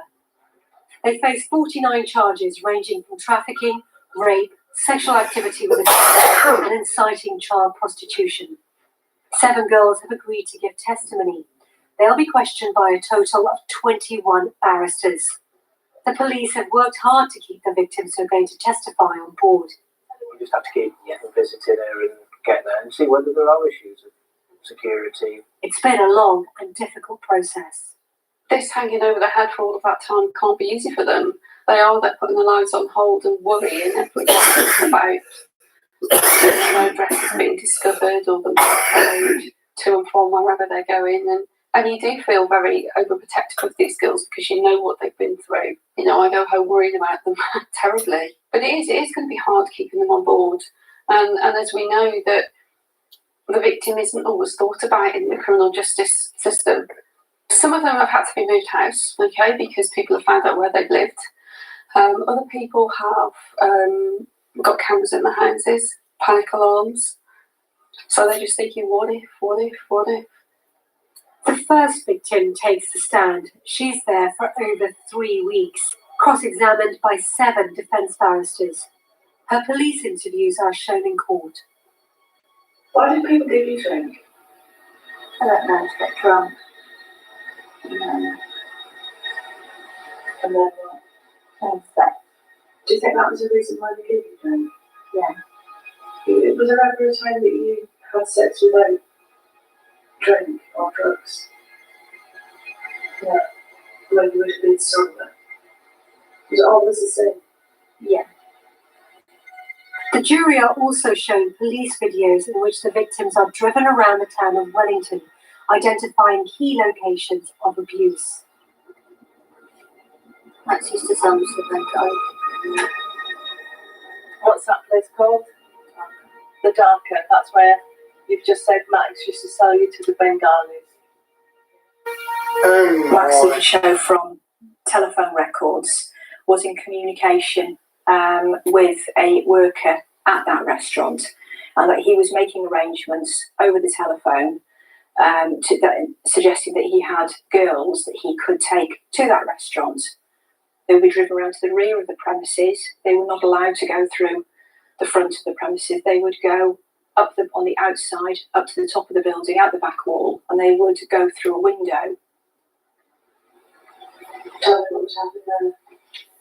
You had sex with them. With who? The 3 people that were there. Were they workers at the restaurant? Yeah. And again, what would they do to you? That's it. There'd be a sensation, one after the other. Yeah. Did you ever say no? Yeah. Tell me about that time you said no. It just sort of makes me feel guilty. How does he do that? I don't know. He just keeps on about saying, go on, and like, please and stuff. And did you ever stand your ground and refuse to do it?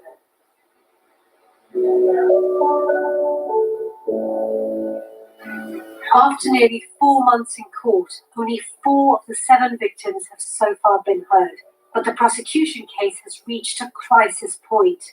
7 defense lawyers assassinate the character of the victims, implying that they were willing, even though all of them were under the legal age of sexual consent at the time. The girls have told us what they found particularly galling about going to court was being cross-examined by multiple barristers. For instance, being told repeatedly that they were lying. The transcripts from the court show the barrister asks, "I want to ask you once more why you were telling lies." He goes on to say, "I suggest to you you're telling lies in this court before this jury." "No," says the witness, "I'm not telling lies." She's obviously broken down. And he's continuing, "You're a compulsive liar." She's shouting and crying, "Was you there? Was you there? You've told about my client Adil Ali that he took you to this restaurant." "Yeah, he did take us to this restaurant." "You're telling lies." She's shouting, "No, I'm not. Shut up." She's clearly very distressed, but he continues. I don't want to victimise these girls, but in our present system, every one of the barristers for the men in the court, right, every one of those barristers has the opportunity to cross-examine that particular girl. If I've got 7 or 8 men in court, should we allow every barrister to have one go after another? Or couldn't they at least agree on what questions they want to ask? Remembering that we've got to prove our case beyond reasonable doubt. The defence only have to provide a doubt. In September 2011, after 70 days in court and nearly 2 years of police work costing several £1 million, the trial collapses because doubt is irrevocably cast on the testimony of one of the key victims. The judge may allow a retrial in the future, but for now, Telford police must watch the accused walk free, a group of men the police believe have controlled, raped and trafficked children. For the victims involved in the Chalice case, the ordeal of going to court was overwhelming. How difficult was it for you to be cross-examined? It was horrible. They tried to make out that it was my fault, and he had lied about what I was like and things I did. It was like it was happening again because they were just making up stuff up about me, and it was exactly like the things they used to say about me at the time. And you had to relive your ordeal? I did. It's very difficult for young people to go through this process. How would you feel if it was your son who has been raped by a group of men, and when you get into court you're then cross-examined by a barrister for each of those offenders, by people in authority who are quite aggressive and who are in control of the situation? That's exactly the situation these young people have been in when they've been exploited. And we need a review of our judicial system about how these young people are represented in court and how they're protected so they're not re-victimised and traumatised and violated by the system of prosecution. It was every day for weeks. She was escorted by the police, taken into the courts, which must have been really hard for her because she was interviewed by all of the barristers of all the defendants.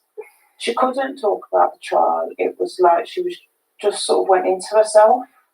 She knew what was coming the next day. It was heartbreaking to watch her come home and have no expression, no nothing. Her whole life's just been washed away. And then they've broke my daughter and they've broken my family.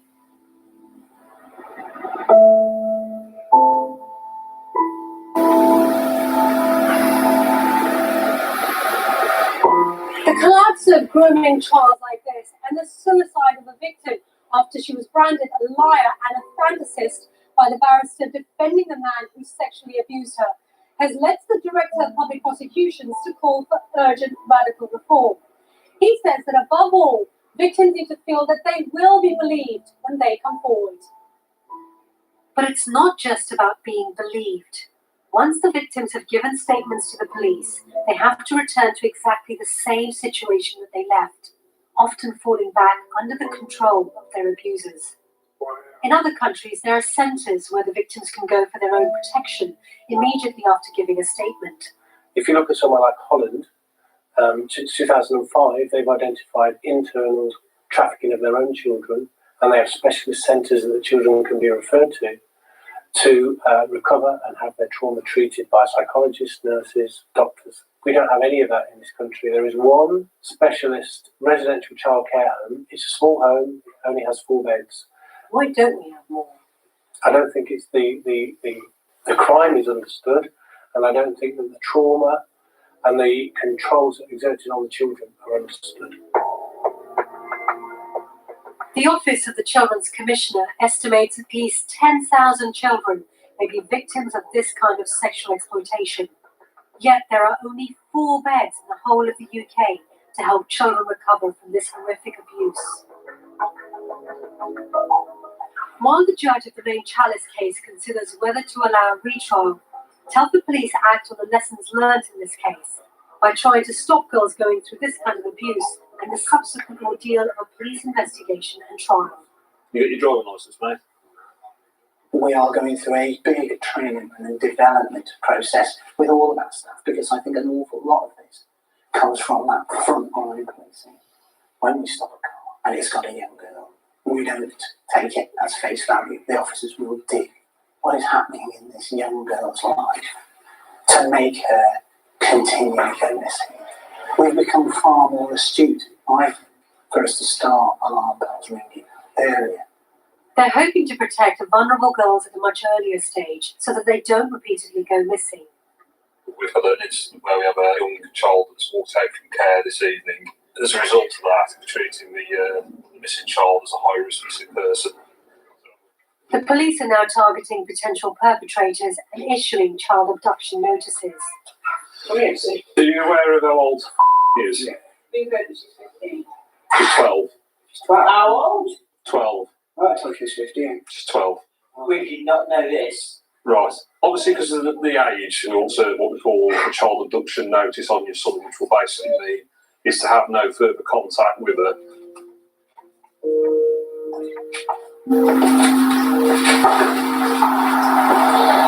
In October 2011, the judge decides the main Chalice case is too complex to bring back to a jury as a single trial. Instead, 6 separate trials are scheduled. The victims, some of whom have already been repeatedly reduced to tears under cross-examination by 7 barristers, have to find the courage to face it all again. I had to cut myself off from my fear and just think, I have to do this. I want to do it. I believe he's hurt other girls, and I don't want him to hurt other girls anymore. In the summer of 2012, Telford Police finally have the result they've been working so hard to secure. Their main facilitators, the 2 Ali brothers, are found guilty. Max is convicted of human trafficking and controlling child prostitution. Eddie is convicted of multiple sexual offences, including the rape of a 13-year-old. They're sentenced in October 2012, almost 3 years after their initial arrest. I've just come out of court and Adil Ali has been given 18 years imprisonment. Mubarak Ali has been given 14 years imprisonment. The judge described them both as cold-hearted and cynical. This really is the culmination of an extensive investigation. That investigation has taken some 3 years to complete. I would just really like to take this opportunity to thank the victims for the courage that they've shown to attend court. Also, I think that this will go some way for them to move on. What does today mean to you? Times I've been close to tears. It's been a very difficult journey. There is a massive sense of relief when the judge talks about the fact that the men have lied, not the girls. And that's a great message back to the victims who have put up with so much. What I want them to see was that we will go out there and we will investigate a rape. We fight for every one of these cases.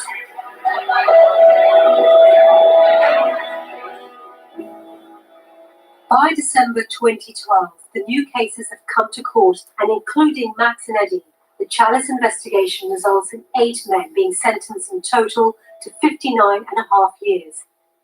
The list of suspected perpetrators has risen to over 200, and of the 106 victims positively identified by police, only 5 have so far seen justice served on their abusers, though Telford police are still making arrests. Campaigners say child victims of sexual abuse should be cross-examined in judges' chambers to be spared the agony of re-victimization in open court. Without a significant review of the way these cases are tried, young people will continue to be traumatized, not only by their abusers, but also by the judicial system itself. I want it to stop, and I want people to stop blaming the girls, because that's the easy thing to do.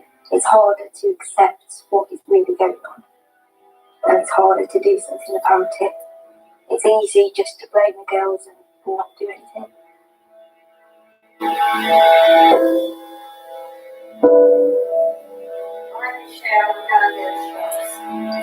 Well, give me now before you do. I'm going to give you my bank card. Draw out $60 for me and get me a paper of smokes. 1963. A birthday. What's your emergency? Oh, give me a yell before you go and I'll bring it out.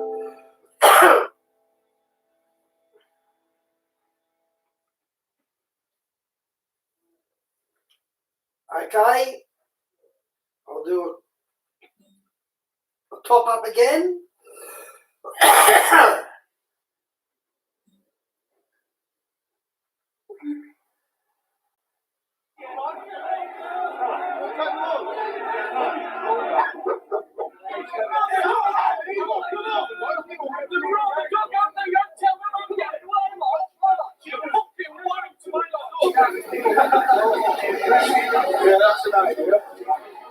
I'm sorry, enough is enough. This is our country. We should know where we want. Back! Britain back! Fighting back! Britain back! Britain back! Fighting back! Britain back! Britain back! Fighting back! Britain back! Fighting abuse when they knew what was going on. When they reported it and nothing was done. No, the police have forbidden it. We'll be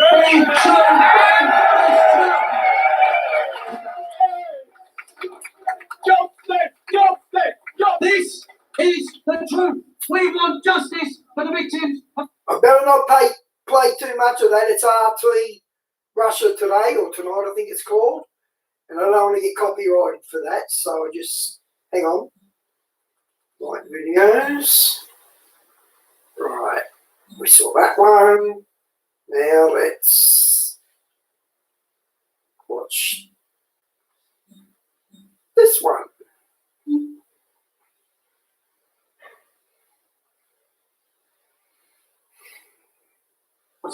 The girls have been secretly abused in this way for many years. A decade ago in Rotherham, Chloe had just started secondary school. When I got to about 12, me and my friends started wanting to just go out on weekends a bit, and we started to get befriended by young boys who were probably like 14, 15. You know, there were different boys in school because they didn't wear tracksuit bottoms tucked into the socks. They sort of dressed nice, and you know, when you're like 12, 13, that's really important, and you think they're a bit different. And we developed like a friendship with these boys, and we'd see them every weekend in arcades. Now we'd go to McDonald's and just hang around, really. Nothing strange, you know, we were having a good time, we were having a right good laugh. After a few months, the boys introduced Chloe and her friends to a group of older men. They'd give us alcohol, and they'd give us spliffs and cigarettes. Did your parents have any idea? No, because I used to tell them, I'm just going to go to my friend's house, and you know, I'll be back for this time, and I always was back for the right time. One of them started to single me out.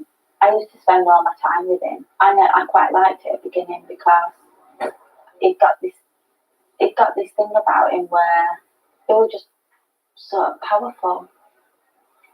What happened on this occasion? Tell me about that. It was winter, so it was really cold. And I said, "Oh, I'm right cold," and he put his arms around me from behind and started pushing me forward and said, "I'll warm you up." And then he took me round the corner. And then next thing I know, he got me on the floor and they were ripping my clothes off. And there was a man holding my feet, a man holding my arms and trying to put his penis in my mouth, 2 men holding my friend and holding her eyes open and making her watch. He was on top of me, raping me, and there was other men stood watching and laughing. Wow. And my friend told me that it'd be alright and to stop crying. So I sort of thought that it was normal, because all these people around me were acting as though it were normal. And I'd convinced myself that next day, I'd convinced myself that maybe that's how you feel when you lose your virginity. Wow. Then raped almost daily after school by groups of men in parks, cars, flats, and alleyways. But she was always dropped home before her parents needed to worry. Did you try to break away from them? No, because you don't have that choice. They've got full control over you through your mobile. They know everything about you. You know, and it's, if you don't go out and see them, then I'm going to come to your house and I'm going to gang rape your mum. Scared you? Yeah. So, well, they rape me, so why wouldn't you possibly have it arranged for them to gang rape your mum? You just don't have that choice. Sad thing is that you say no, and they'll also do what they're going to do anyway, but then they'll sort of give a bit of a punishment for saying no. Like what? Like once I got raped anyway, down an alleyway. So you just, you know, the punishment is always worse than what they ask you to do anyway. So that's why it's easier to just do it, because otherwise you're going to get something worse. While most sex offenders who commit crimes against children are lone white males, Chloe's abusers were all British Pakistani. In the 10 years since Chloe was abused, the vast majority of men convicted of this particular crime have been Pakistani and have worked in groups.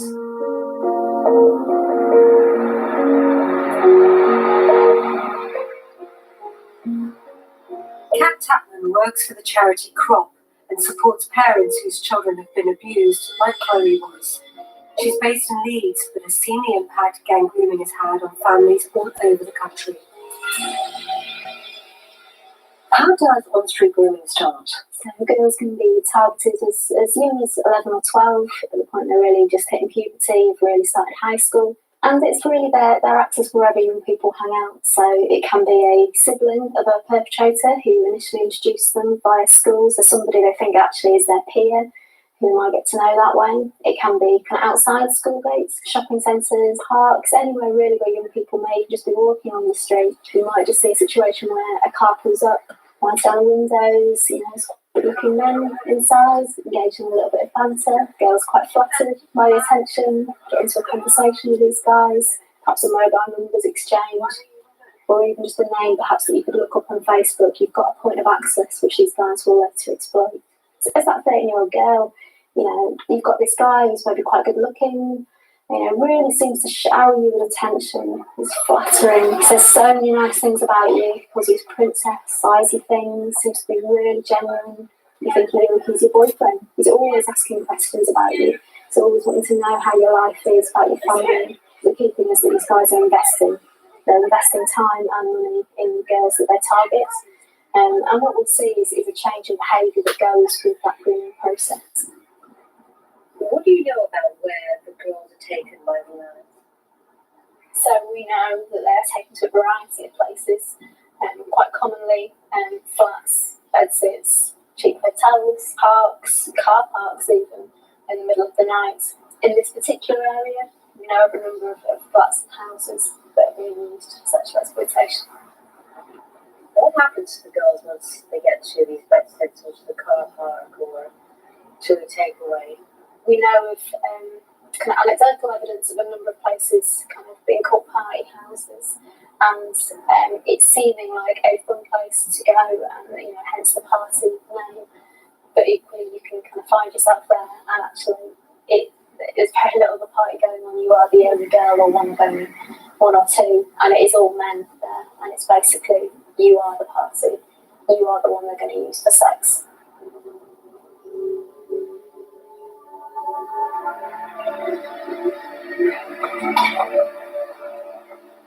A year ago, a case involving exactly this type of gang grooming hit the headlines. 9 men were convicted of abusing 27 girls aged 12 to 16. 12. Detective Superintendent Debbie Platt was in charge of the investigation. 30th of December 2008, we received an intelligence item from Staffordshire Police, which in essence was 2 of our 14-year-old girls who were missing from a care home in the city had been arrested with 3 males. This was the first opportunity that we'd got names, addresses, dates of birth for 3 men. In the boot of the car, they'd got pornography, they'd got vodka, they'd got condoms, and they were clearly seen to be following girls, predominantly schoolgirls, in the vehicle at a very slow pace. Look at them! What perverts! Which was the critical aspect for me, was these men, we believe, were part of an organised crime group. Once the gang was classified as an organised crime group, DS Platt was able to mount a covert surveillance operation to link the men with the girls. Traditional policing methods in this area do not work. If you're going to rely on your victim to come forward and give evidence and appear in a court of law and repeat that with no supporting evidence whatsoever, it is one word against another.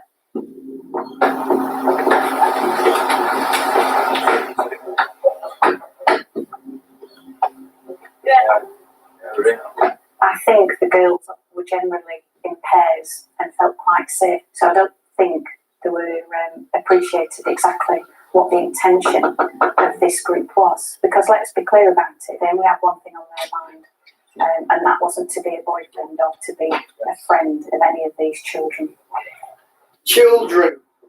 But some of the girls genuinely felt that they were the boyfriend and would go back to houses, to flats, they would go to parties, they would be offered drink, they would be offered alcohol predominantly, and it was a party just to go and chill. And it literally, that was the word that was used by most of our girls, which was they were going to a party to chill.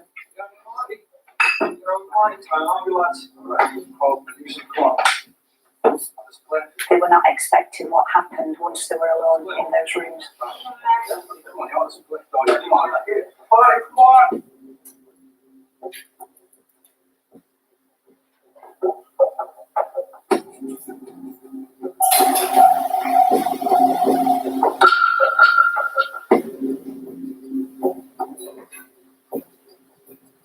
Over the next few months, the police gathered evidence that led to the convictions of 9 men.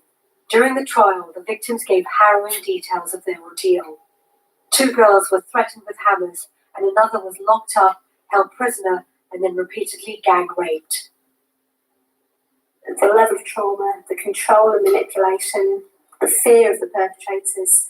If you're a child who's been exploited for 2 years, say, you believe they're like gods. You believe they have that power. You believe that the police can't stop them. You believe that no one can. You believe this is your lot. So you continue to go back. Chloe was sexually abused for 4 months before her parents became suspicious and decided to check her mobile. They found the numbers of hundreds of men and immediately called the police. This is the first time Chloe's watched her initial police interview. So what would you do with your own words to tell me why you're here today? Because this boy's supposed to have sex with him. He said to me, I'm going to shag you. And I told him that he's not because I didn't want to. And he said, yeah, but you want to, I know you want to. And then he started having sex with me again. I never ever once said I were raped. I said he had sex with me because I didn't know it were rape, because I thought,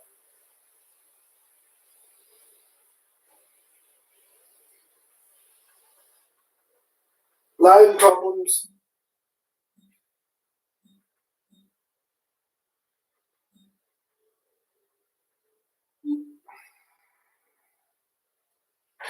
I thought that was normal what you were doing.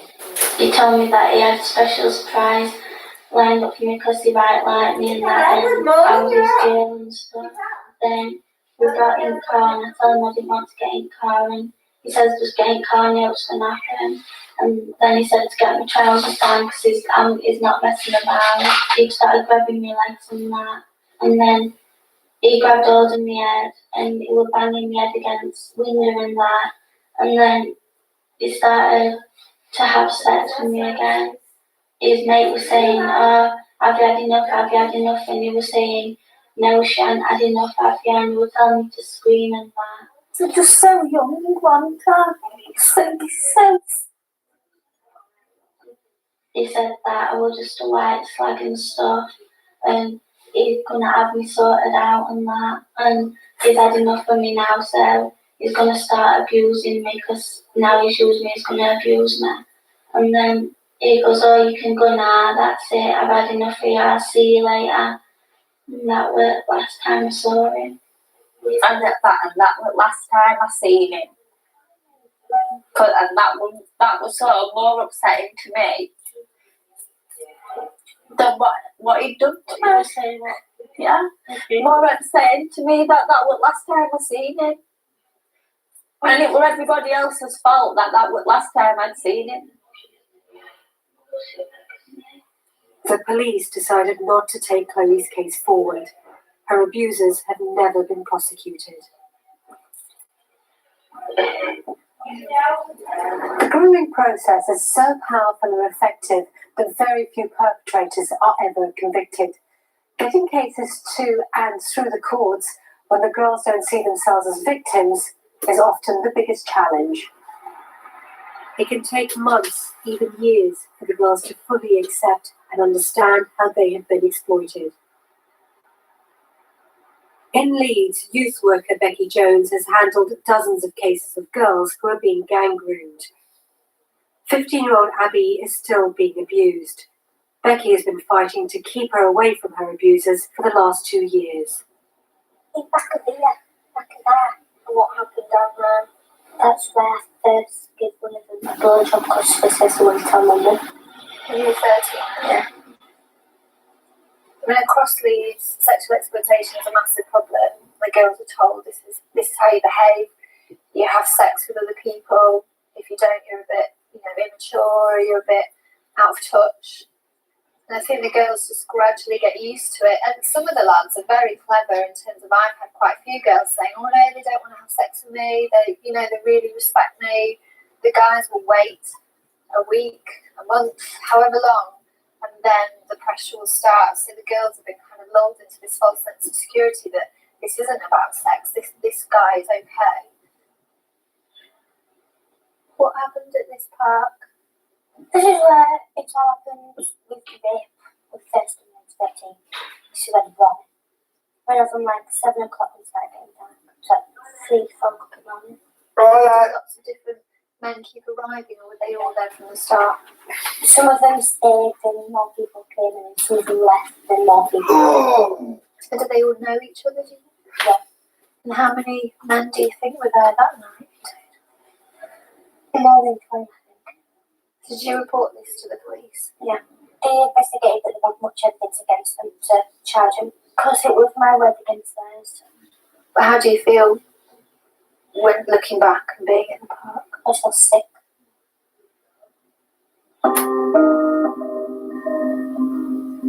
I think in terms of the girls, I sit in meeting after meeting after meeting talking about the girl. How can we get the girl out of the situation? How could she get herself out of the situation? And it can get very frustrating when no one's talking about the men and how do we target them?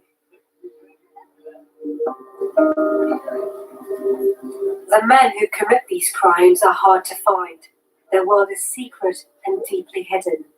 But 2 guys in Sheffield agreed to talk to us on condition their faces are not shown.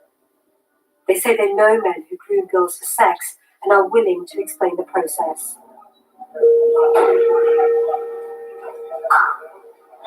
You take it to a place where you're like, "Man, you shake a lot of people's hands, it looks good at you." But don't think you're someone, you do that a few times, and she'll start really good. If you talk every night in the morning, as soon as you talk every night in the morning, and once they fall in love with the guy, they will do anything for him. But at the moment, that guy don't really give a shit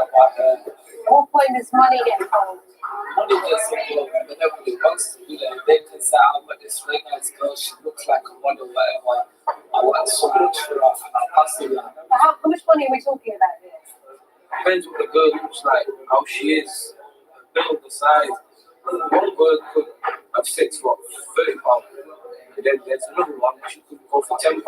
Why girls so young? Like, why 13-year-old girls? Why not older girls? Because the younger girls need to take advantage, because when they're 18, 19, don't really fall for little things like that. They listen, they're vulnerable. Once you sort it out now, they can never go. Do people pay more for younger girls? The younger the girls, the more money they get. Says she's a virgin, they get the pleasure of you breaking her virginity. They're tired of the whole for the guy who get the pleasure. What I'm trying to get to the bottom of is why are these blokes doing it? Are they doing it because they're frustrated blokes trying to get a young girl to have sex with them because older girls won't? Or are they doing it because they're trying to make some money out of these girls? Or are they doing it for both reasons? It's not easy to find a job these days. Sometimes just the easiest option, like stealing, it's got more consequences. So I see it every hole's a goal. Everyone sees it, it's like everyone.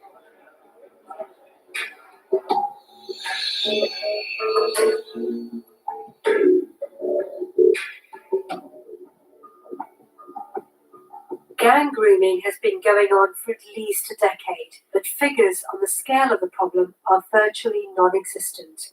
The only reliable data are recent convictions. We analysed Crown Court trials over the last 5 years. In 14 cases, 2 or more men have been found guilty of grooming and then sexually abusing children. Our research has found that in these cases, out of the 46 men convicted, 40 have been Pakistani. I would say 80% of the girls I've worked with are sleeping with Asian Pakistani men. So what's happening in the Pakistani community that's resulting in individuals being involved in this particular type of offending? That's a big question that we need to ask ourselves. While the authorities remain silent on this issue, the far right are filling the vacuum. Most of the painful rape happening in this country from within the Muslim community. Surrender!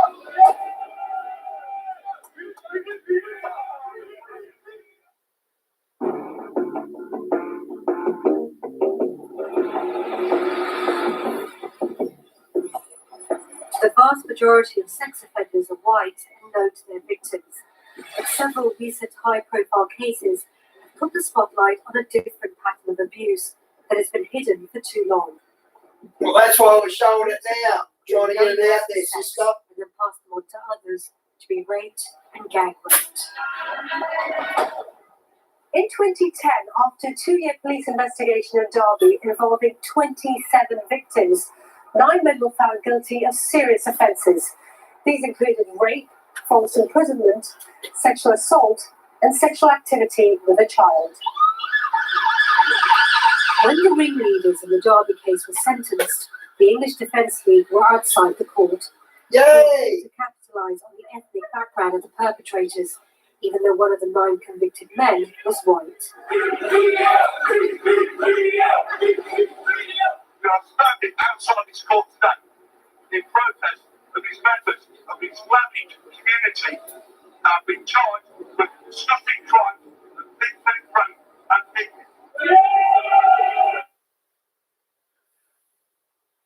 Okay, loading problems, which aren't really problems.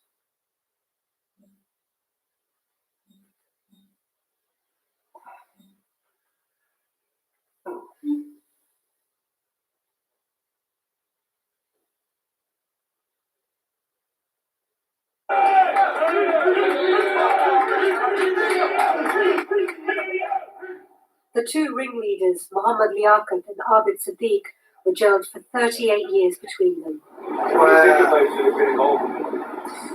They're sexual predators. Exactly what the judges said. They are sexual predators, and this was all about sexual gratification against vulnerable young girls. Times journalist Andrew Norfolk has been investigating cases like these for the last year. As each year passed, these cases would crop up, involving 2 or more men being convicted of child sex crimes. But one thing I couldn't help noticing every time one of these cases cropped up was that these were Asian names. Time and again, you'll hear police forces saying ethnicity is utterly irrelevant to this type of offender. We treat every offence on its own merits. If wrongdoing is taking place, we will address it. And that's fine as well, except in every type of crime, if a pattern was staring you in the face like this, then you'll say, we need to understand why this is happening. And it's that question that I don't think has really ever been addressed in this country. You know, we have to find a way that we don't associate the entire community. We have to put it in context. Out of 1.2 million British Pakistani Kashmiris, even one is one too many. But, you know, obviously we need to put it into context that these are criminals. They need to be dealt with. They need to be locked up. Should the fear of being accused of being racist or stirring up racial hatred stop us from talking about this openly? Well, it shouldn't, but it has been doing. Because whenever you try to be honest about this problem, then unfortunately the English Defence League and British National Party hijack this, and then people just close in. I mean, these horrible men also did it with Asian girls too, Muslim girls too. So, you know, if you put it in context of the victim rather than the color of the victim or the background of the victim, I think it would be much better, and we would be able to deal with it. The British National Party will not stand by and watch these girls being abused by foreigners. Young girls are being systematically raped, drugged and abused by Muslim paedophile perverts. Whenever a case came to court this year, the English Defence League or the British National Party were there. Their message, which is that this is all about Islam, that this is a crime committed by Muslims against non-Muslims, is utterly bogus and false. Do you think that they've hijacked this issue? From the start, and they were allowed to, that's the trouble. This has been a crime so controversial and repugnant that few have been willing to talk about it. Fear of stoking racial hatred has stunted open debate on why so many Pakistani men are involved. The guys I talked to in the kebab shop offered to take me to meet other Pakistani lads to gauge their views on gang grooming. You see nowadays girls walk around in miniskirts and these children just ask for it. How can you keep saying that? I don't understand why you can keep saying that. I think a 12, 13 or 14-year-old asked for it from a whole gang of men. That's showing they want someone. But she's been forced to have sex with not just one man, but multiple men. Her family's been threatened. I mean, do you think that's right? On any level, do you think that's right? Yeah, it's not right, but it happens, isn't it? There's a group of understanding up there. This is every day for us. So how old are these guys? Oh, various.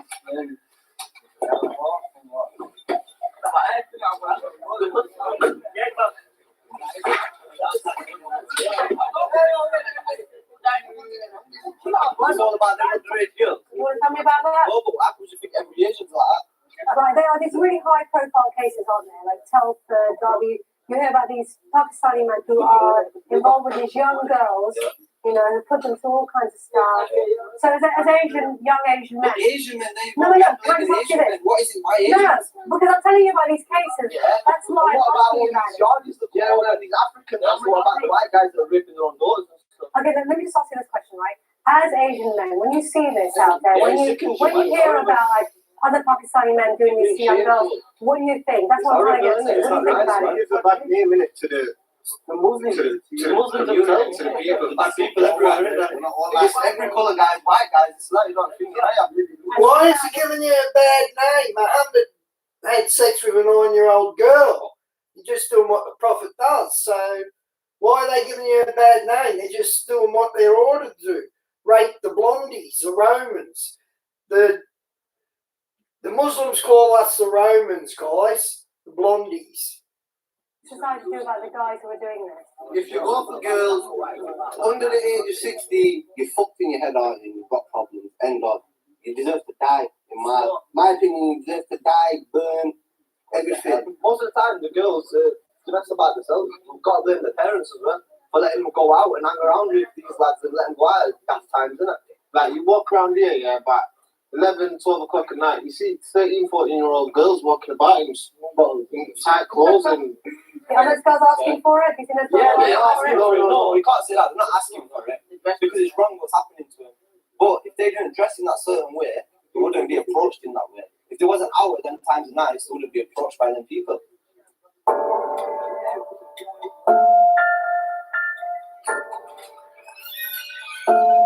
Chloe was groomed 10 years ago in the South Yorkshire town of Rotherham. She now works with other young girls who are going through the same experience. Some people say the girls are to blame. Why do the girls dress like that? Why do their parents know where they are at 10, 11 or 2 in the morning? The children. They're not women. They're not 18-year-olds going to a nightclub. The children. Exactly. They wear tracksuit bottoms and trainers. They dress as children dress. These men that we're on about, they're not kids, they're men. They're grown men. Now, I'm an adult. If I were in a situation with a 12-year-old boy and he tried it on with me, as a responsible adult and an adult who knows right from wrong, I would say no. The responsibility doesn't fall on child. Why do you think they make that argument over and over again then? Okay, I'm going to reboot YouTube. Too many loading problems.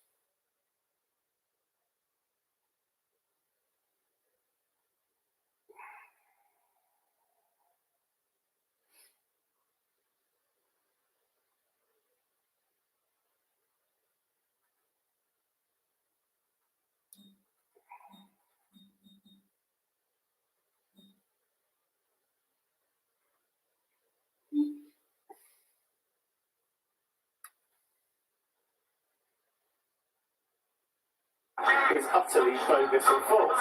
Do you think that they've hijacked this issue? From the start, and they were allowed to, that's the trouble.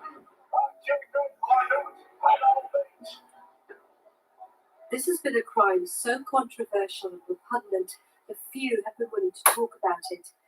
Fear of stoking racial hatred has stunted open debate on why so many Pakistani men are involved. The guys I talked to in the kebab shop offered to take me to meet other Pakistani lads to gauge their views on gang grooming.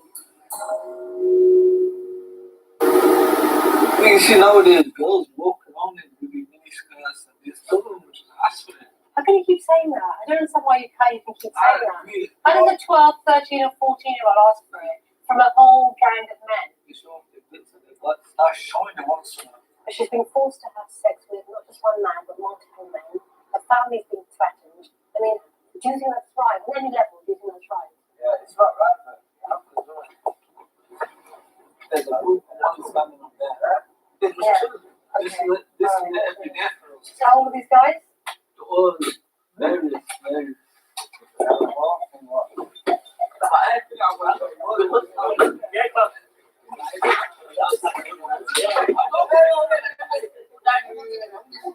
It's all about the underage girls. You want to tell me about that? Oh, but how could you think every Asian's like that? Right, there are these really high-profile cases, aren't there? Like Telford, Derby. You hear about these Pakistani men who are involved with these young girls, you know, who put them through all kinds of stuff. So as young Asian men. Asian men, they No, look, can I just ask you this? What is it? Why Asian? No, because I'm telling you about these cases. Yeah. That's why What I'm about asking all you about these it. Yardies? Yeah, well, these Africans. What about the white guys that are ripping their own doors and stuff? Okay, then let me just ask you this question, right? As Asian men, Where's all these white guys raping their daughters? Give us the crime statistics on that. Challenge him on that. Where are all these white guys raping their daughters? Who's been charged with that? Do tell. when you see this out there, when you hear about like other Pakistani men doing this to young girls, what do you think? That's what I'm trying to get to. What do you think about it? It gives a bad name in it to the Muslims. To the people. Black people everywhere. It's every colour guys, white guys, it's like, you don't think that. And what should society do about the guys who are doing this? If you go for girls under the age of 16, you're fucked in your head, aren't you? You've got problems. End of. You deserve to die. In my opinion, you deserve to die, burn. What about your Prophet Muhammad? He he had sex with a 9-year-old. I would have asked him that. Well, if that's the case, what do you think of Muhammad having sex with a 9-year-old? Most of the time, the girls, the best about themselves. We've got to blame the parents as well for letting them go out and hang around with these lads and letting them go out at half times, isn't it? Like, you walk around here, yeah, about 11, 12 o'clock at night, you see 13, 14-year-old girls walking about in tight clothes and... Are those girls asking for it? Yeah, they are. No, you can't say that. They're not asking for it because it's wrong what's happening to them. But if they didn't dress in that certain way, they wouldn't be approached in that way. If they wasn't out at them times of night, they wouldn't be approached by them people.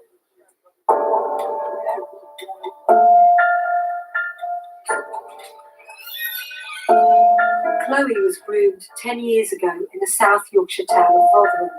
She now works with other young girls who are going through the same experience. Some people say the girls are to blame. Why do the girls dress like that? Why do their parents know where they are at 10, 11 or 2 in the morning? The children. They're not women. They're not 18-year-olds going to a nightclub. The children. They wear tracksuit bottoms and trainers. They dress as children dress. These men that we're on about, they're not kids, they're men. They're grown men. Now, I'm an adult. If I were in a situation with a 12-year-old boy and he tried it on with me, as a responsible adult and an adult who knows right from wrong, I would say no.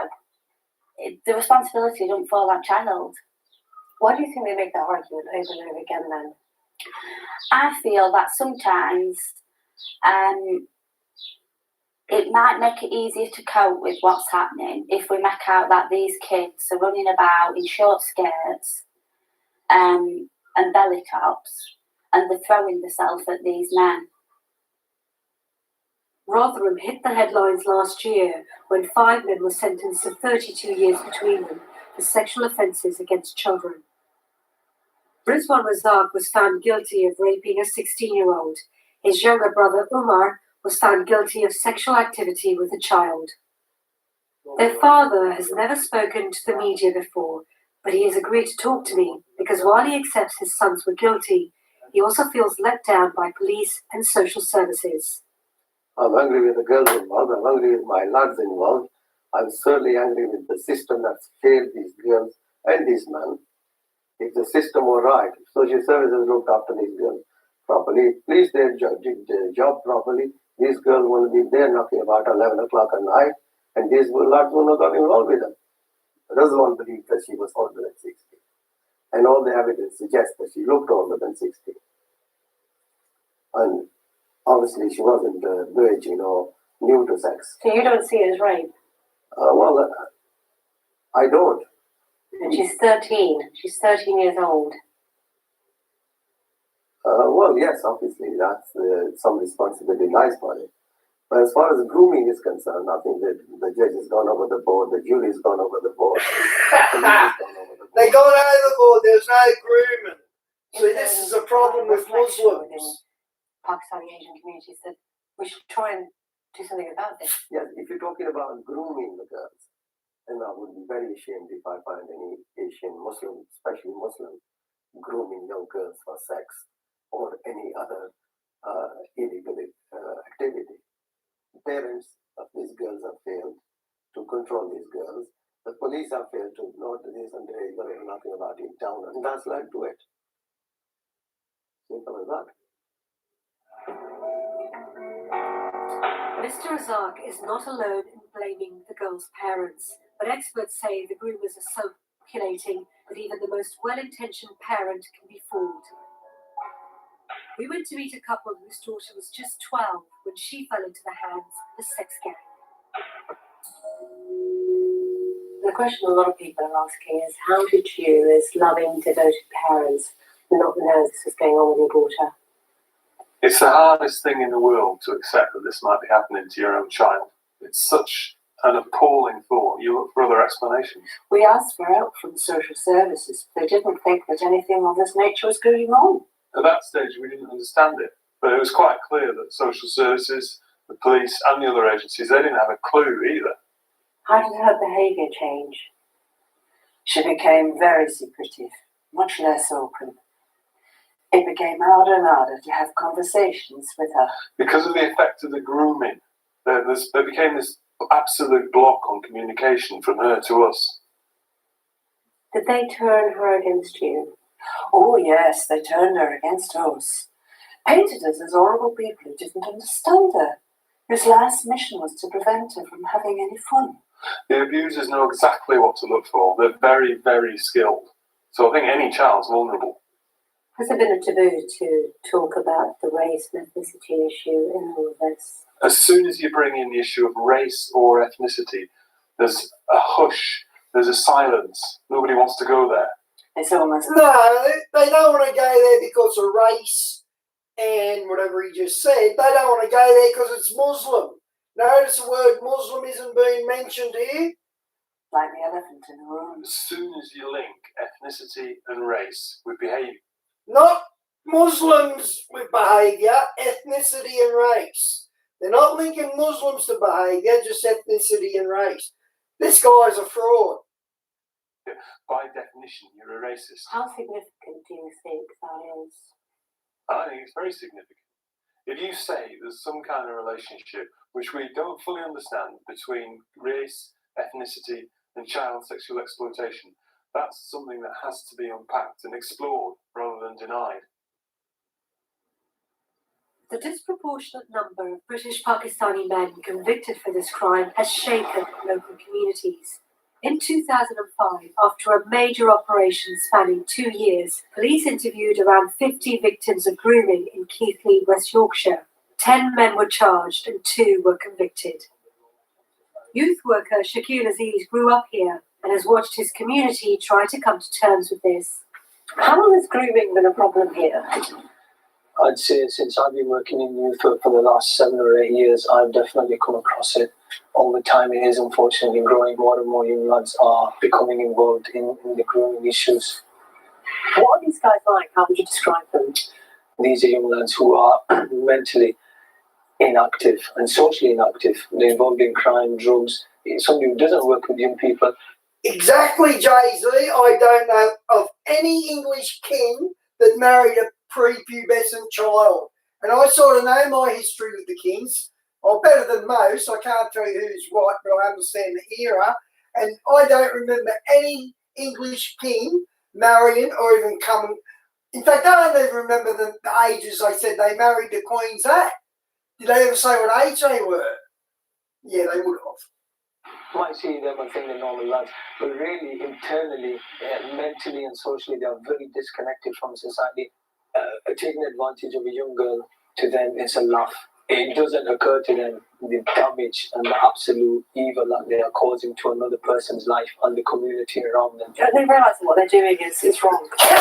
In absolute truth, no they don't. So they won't go shoplifting, they won't steal from a shop because they know that's against the law, but they're willing to take advantage of a young white girl. Why do you think they're targeting white girls rather than Asian girls, Pakistani girls? These communities know each other, families know each other. Young lads cannot target a young Asian girl without some repercussion on them. They will get dealt with. That's the truth of it. Young girls, white girls, are unfortunately more vulnerable. Do you think they're making a lifestyle choice? You know, if the younger lads are seeing the older ones doing this and benefiting from it. The role models that these young lads are looking up to are flash cars, money, some kind of criminal, style. Okay, Pat, $2 night tomorrow, brother. See you tomorrow. That's what they think, that's what they want.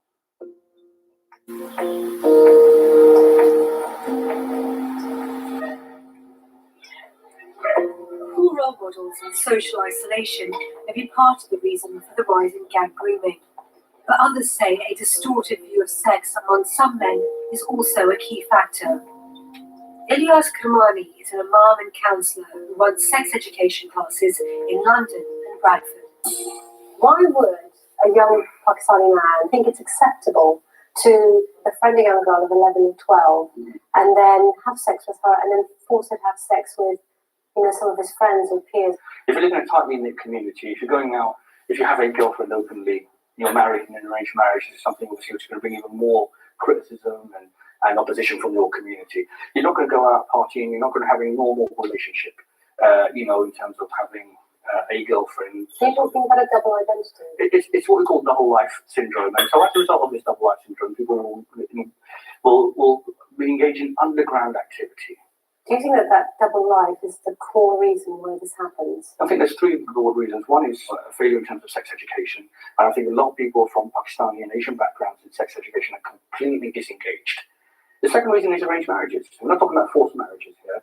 We're talking about individuals who will marry, often spouses from abroad, and they find they can't connect with them at all. On an emotional level, social level, linguistic level even, and certainly not on a sexual level as well. So they feel deeply unfulfilled in their marriages. And as a result of that, this paradigm has evolved. You have your respectable family and cultural life, you have your children, but then also there is a certain proportion who then fall into this underground culture where there is sexual activity taking place, girls who are available, and so they'll be boiled and pulled into that culture. And the third reason is over-sexualized societies. We're in societies where we have access to hardcore, degrading, humiliating pornographies. And so for a lot of young men, they just have very distorted and confused ideas about respect for women as well. While there is an uncomfortable silence from the authorities, the Pakistani community says it's time to face the facts. The statistics do show that the problem stems from the Pakistani community, so we have to take a responsibility. Their parents didn't do it, their grandparents didn't do it, and there's no excuse for them to get involved with this type of crime.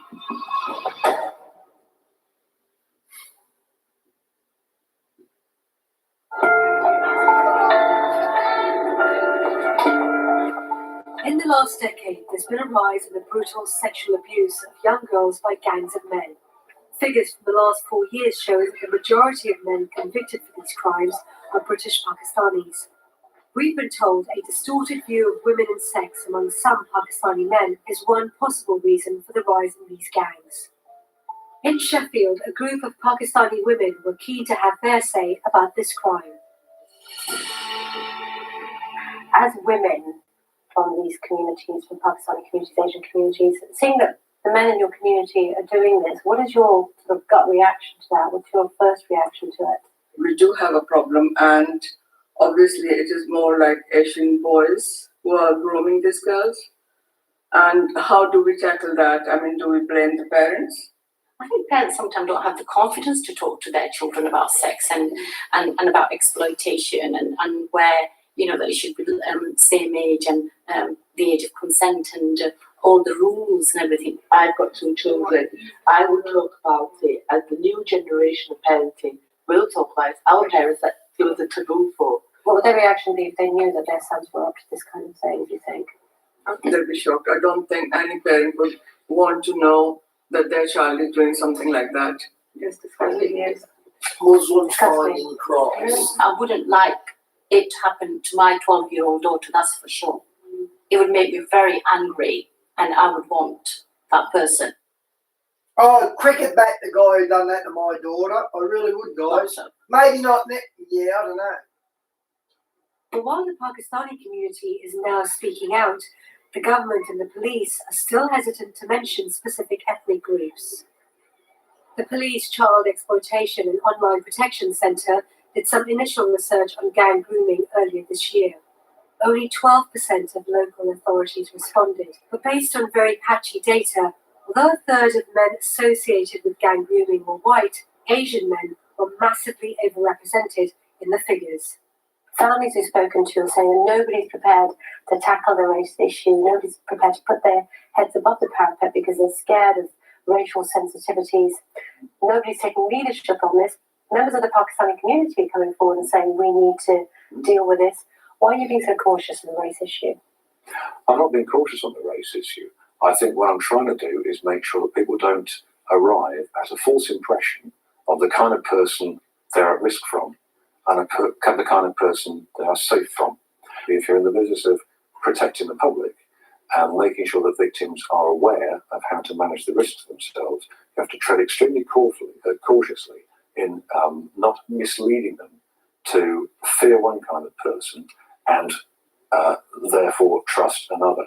There is no doubt, however, that some of the cases do involve large groups of males of one particular ethnicity. My point is this. If everybody knows that, if everybody's aware of it, what are they doing about it? This is one of the most serious, pernicious, nasty, harmful forms of crime there is. If people know it's going on within any community, they should do something about it.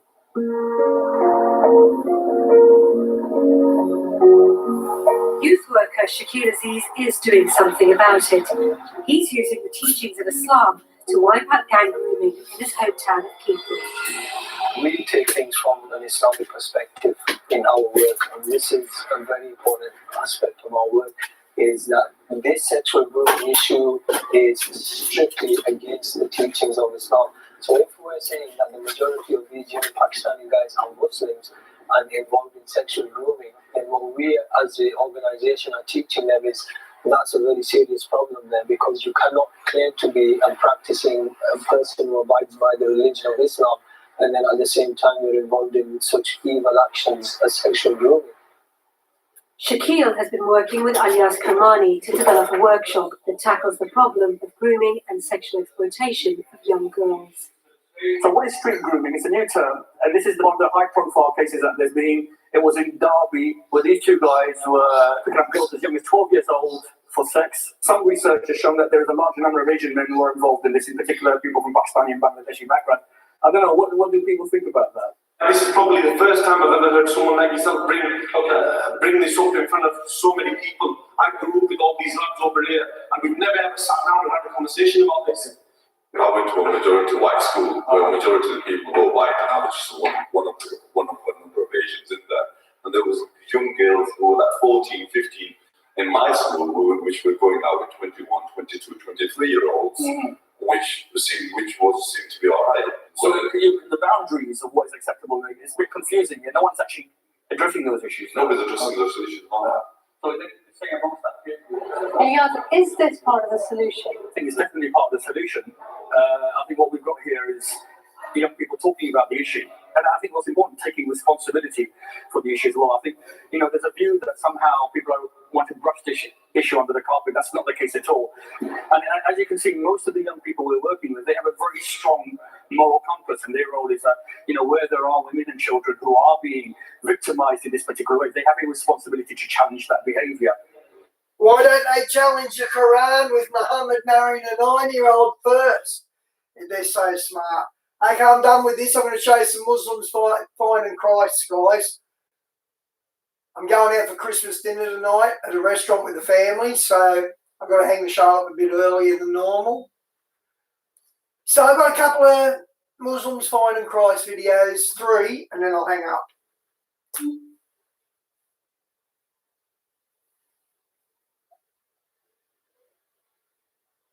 Every little boy needs for that father figure. Never had it. Antonio Santana grew up never knowing his biological father. My mom was always at work. My stepdad was always gone. So I kind of did what I wanted to do. He had little direction in his life, but managed to avoid the negative influences in his neighborhood. I picked up a basketball, and being on the basketball court played a vital role in my life, and keeping drugs out of my life, keeping gangs out of my life, all that stuff away from me for a very long time. But he couldn't avoid them forever. I made it all the way to my senior year in high school, and then that's when I started smoking marijuana, started hanging out with people I shouldn't have been hanging out with, getting in trouble. I would skip classes to go smoke weed. It just went downhill from there. Eventually, he was kicked out of high school. There was no one to guide Antonio in his decisions, certainly not his own family. They never really sat me down to tell me about myself, to tell me that I was messing my life up. I wish they would have, because maybe I would have avoided so many things later on in life. I went to jail a number of times. The last thing you hear when you go to jail is the sound of that jail cell close on you. You're just trapped with your consciousness. You're trapped thinking that there has to be something more to life. I had this void in my heart. I didn't know how to feel it. I couldn't feel it. No matter what drug, no matter what girl, no matter nothing could fill my heart. All that stuff just led me further into the depression. I needed a He found work at a local factory. There, he began to search for God. I had a few friends that would smoke marijuana with me that were claiming to be Muslim. They told me about it, and so I was just like, okay, interesting. So when I got off work, I went to the mosque. I was excited about going to the mosque because I wanted to learn about who God is. Well, this little Arab man comes walking out. He was telling me about Islam could change my life, and that's what I needed the most. I needed a change in my life. I needed a change in my heart, and that started off my different journey in life. I stopped cussing. I stopped premarital sex. I stopped smoking marijuana. I had now a new identity, and I was a Muslim. He devoted himself to Islam, yet something was still missing. I was praying 5 times a day, but every time I knelt down in prayer, it felt like I was praying to a brick wall. It felt like Allah was not there. So that's why it made me more depressed, because even though I'm trying to be righteous, I'm trying to be religious, I just felt God further away. He started having strange dreams. I dreamt that I was swimming in a big ocean all by myself. And there was a figure in the background sitting on a rock, and he was fishing for me. I didn't know who that figure was because I couldn't categorize him at that moment as Jesus Christ, but I had an impression that that was Jesus. I was trying to make sense of it. At the same time, I couldn't explain it. The dreams continued. One day on the street, he met some Christian evangelists. One of the gentlemen, he gave me the Bible. He told me to read this one verse, read it out loud. And he pointed me to John 14:6. And when I read it, I was stunned. I read, Jesus says, I am the way, the truth, and the life. No man shall come unto the Father but by me. I had no rebuttal. I could not refute those sayings of Jesus. I said, you know what? I'm seeking after truth. The evangelists prayed for Antonio to find the truth he sought. Over the next few months, he struggled to understand Jesus. I'm really asking God, does he love me? Because I'm tired of being depressed, and I'm tired of praying, and I'm God, where are you? And so I hear a knock on the front door, and it turned out to be my Uncle Ricky. And he only says 2 things to me. That's it. He says, the Lord, yes. And then he walks away. But it led me to look up the word love in the Quran, and it was always based on stipulation. And then I looked in the Bible for the term love, and it led me to Romans 5:8. God demonstrates his love for us. While yet we're still sinners, Christ died for us. I read God demonstrated his love for me, and that love led his son to die for me.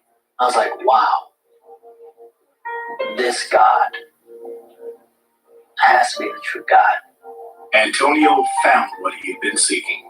I believed in the Jesus of the Bible. I had a sense of peace. I had a sense that no matter what happens in my life, that wherever I'm headed, God has my back.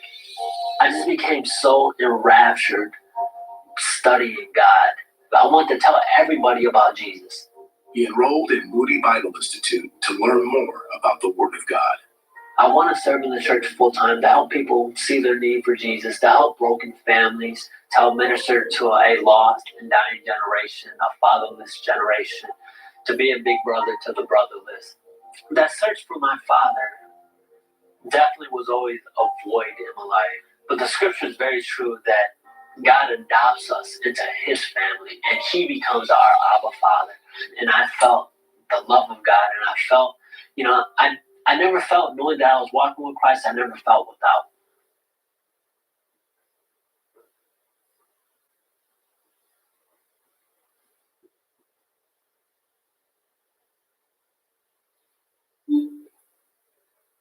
Said, I want to get to know this man. This guy goes for an hour. I haven't got an hour left, guys.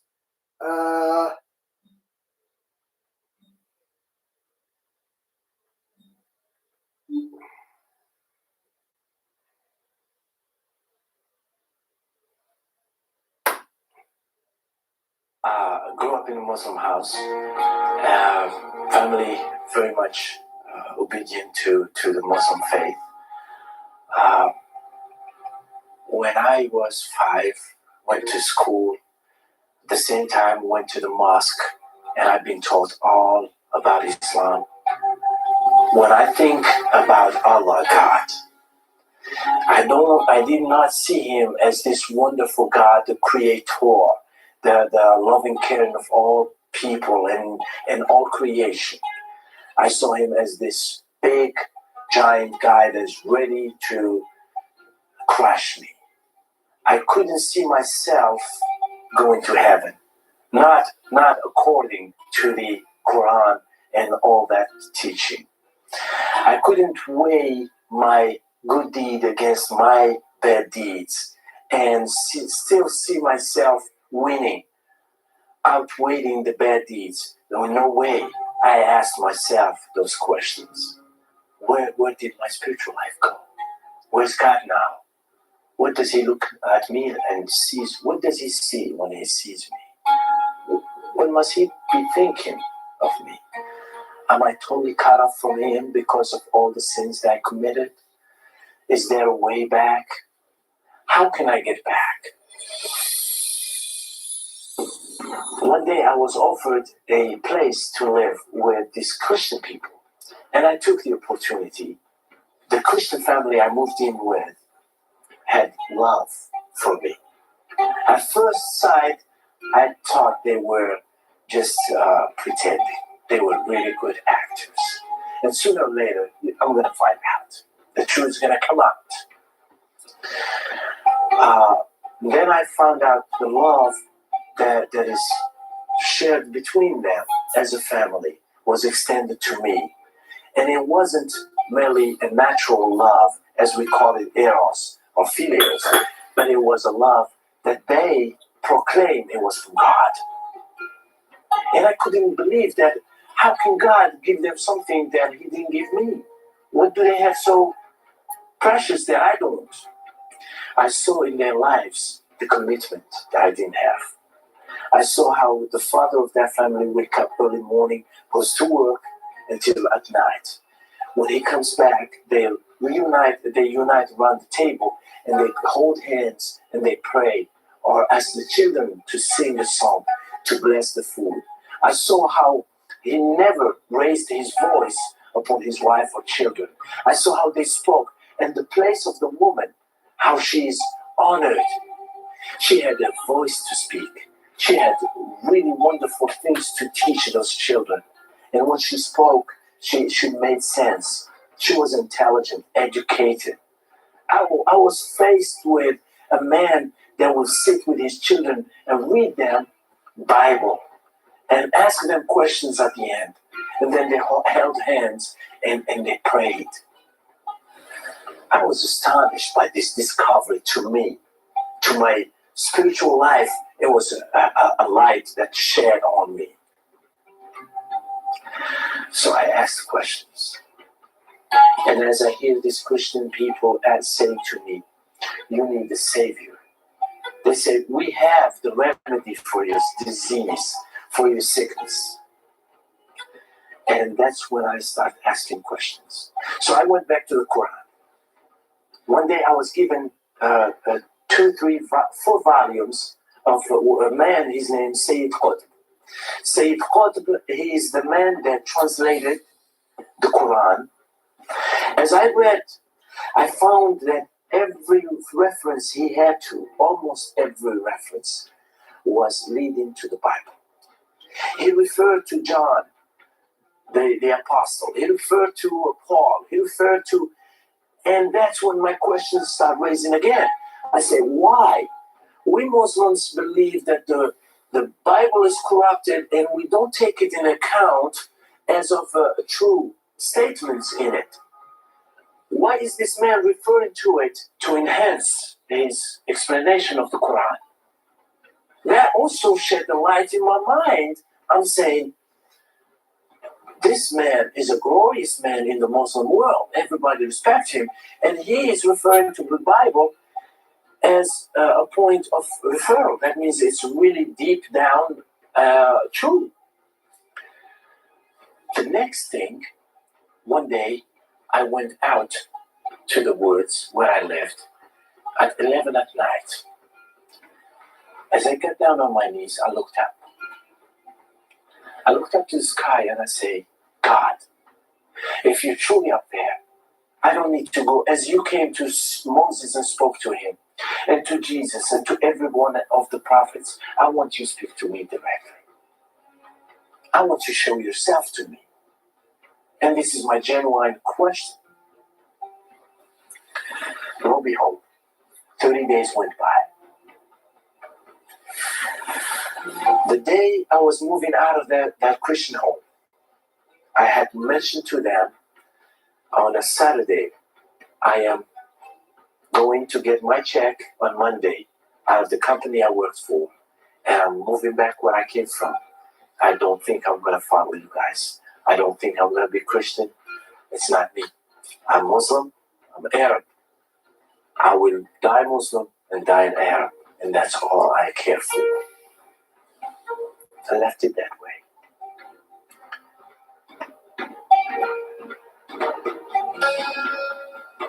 Nevertheless, Monday came. This lady that shared her heart in the gospel with me, she had the habits of throwing tapes in my car radio. I drove that Monday at 2 o'clock, and as I am driving, a tape started. And usually I take those tapes and throw them in the back seat. And sometimes I listen to them. But I've never had the man speaking in that tape. I felt him directly speaking to me that time. And all he mentioned, he said, you want the love of God, don't you? And I just started weeping. I said, yes, I want that. That love of God. I need that love of God. If I know I can give my life for that love of God, if I know that this God that I believe in will love me, regardless of how many sins I committed, and He will wash all of them away and take them, I'm glad to be His servant. I went back to my Christian home that evening. I did not tell them anything, but they saw me as I came in, and they've never seen me cry in tears. That day, they understood something I did not understand. They hugged me and cried with me from 10:30 till 2 in the morning. So Sunday came, and I went to the church. I never forget that time. I went to the church, and I stand up. The pastor looked at the congregation and said, we have a brother here who wants to share something with you folks. I got up. I didn't share with them as I shared with you. I had no clue what was going on. All I said, now I believe in your Jesus. He's a truly Savior. He gave me peace. He took my sins away, and I believe it deep down in my heart. And I just wept. I looked up, the whole congregation was weeping.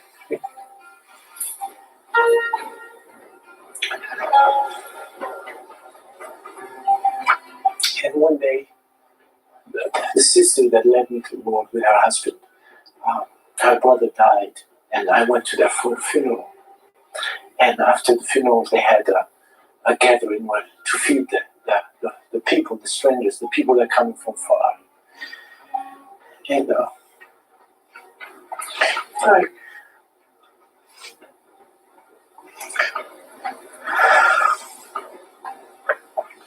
I walked to the reception afterwards, and people start lining up and coming to me. And they shake my hand and they said, you must be TJ. I said, yes. They give me a hug and they whisper, I've been praying for you. And after 5 and 10 people, 20 people saying that to me, I knew that God did not save me because of me, but because of the prayers of those people. And 6 months later, I was in a Bible university. 2 years later, I was serving the Lord, and I'm still serving the Lord. I went to the mosque where I used to pray. And I looked at the Muslims, and I saw what they're struggling with. Merely doing what they're supposed to do, what they're taught to do, duty after duty. Nothing comes from the heart. There's nothing to change that heart. You can't give love when you don't have it. You can't have peace and give it and share it when you don't know what peace means. And yet you say, Assalamu alaikum, peace be upon you all the time. And yet there is no peace in our heart to care. If the Muslim world will open their mind to just read without any judgment, they will, I promise you, millions of Muslims will believe in Jesus. I believe I am Muslim, meaning I am submissive. Islam means submission. And God means love. Submissive.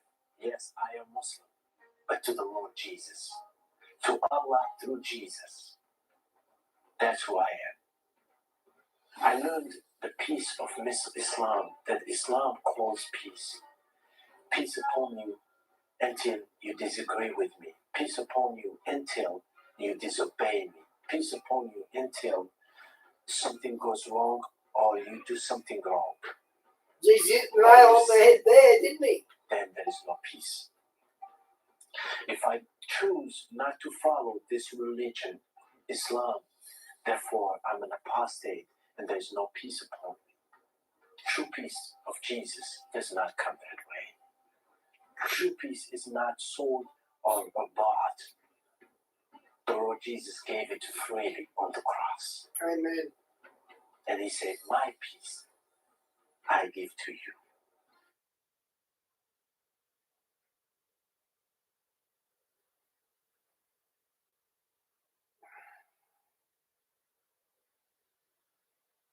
I raised up in a Bedouin setup from in my country, and when I was a little child, I went to a school called Khalwa, and Khalwa is when you memorize the Quran, and when I was 6 years old, I memorized there are two parts in the Quran. It's called Juz' Amma or Juz' Tabarak.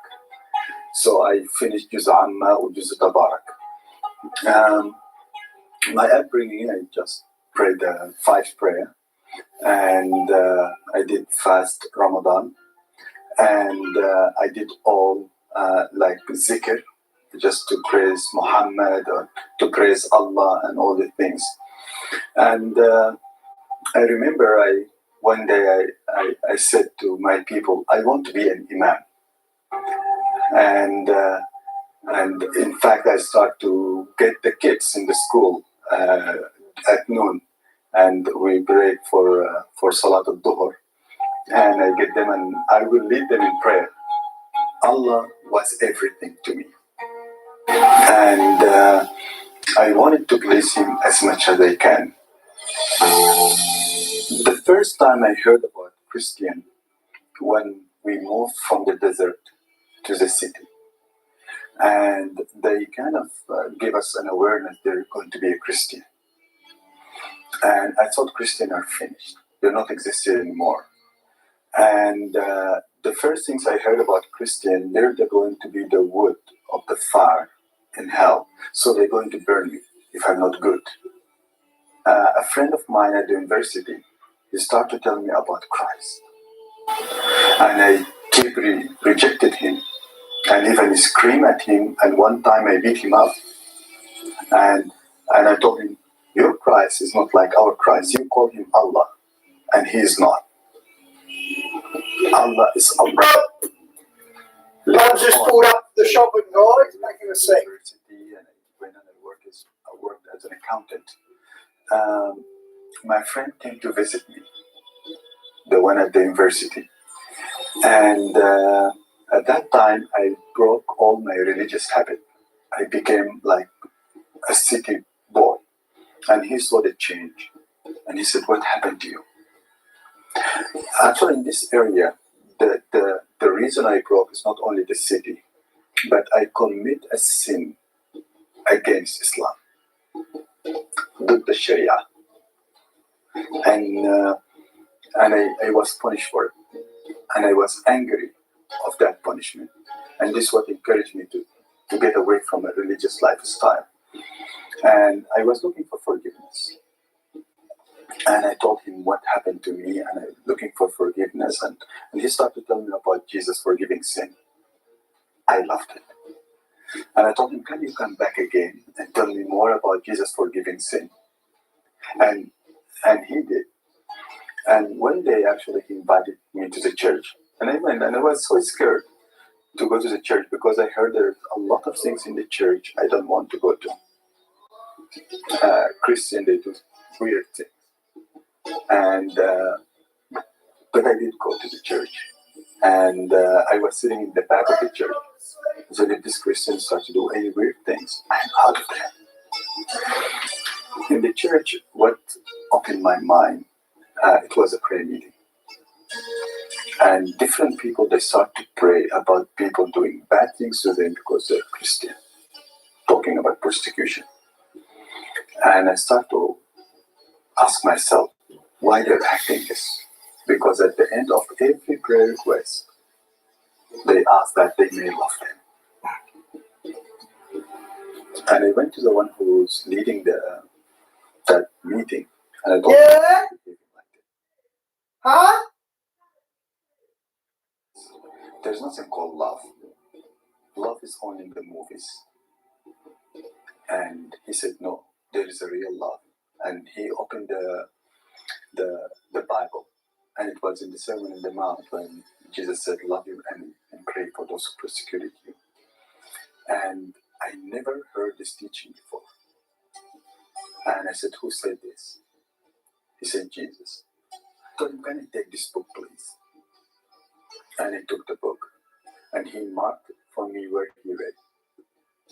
At night in our country, power will go in the midnight because it's a poor country. I lit a gasoline light, and I start to read where he marked. By the time when the prayer called al-adhan for the morning as-salah, I was interrupted because I spent all night just reading the Bible. I never read something like this before. But I didn't take it for myself. I started to ask how Christians practice this book. This book is very hard to practice. It's easy to kill and hate. It's not hard to practice. But it's difficult to love and to live holy life. And I started to go from a Christian to Christian. How do you practice this book? How do you practice this book? Until I met a pastor and he told me this. Unless you accept Jesus in your heart and allow the Holy Spirit to work in your life, you cannot practice what is written here and not any other Christians. And he was very convincing. I said, no, I better get away from him. And then later on, I met an elderly lady who was a Muslim, became a Christian, from the same tribe I came from. And I heard something wrong about her, the way she left the tribe. And she corrected the story. And she told me that she was kicked out of the tribe because she became a Christian. And very slowly, she lifted a blanket from her leg. And all that I can see is the burning flesh sticking to her bones. And I told her what it is. She said, this when I became a Christian, they burned me alive, but I was rescued. And I told her, are you ready to rescue your life for Jesus? To be burned for him? She said, yes. Wow. Because he died for me first. Beautiful. And here was a turning point in my life.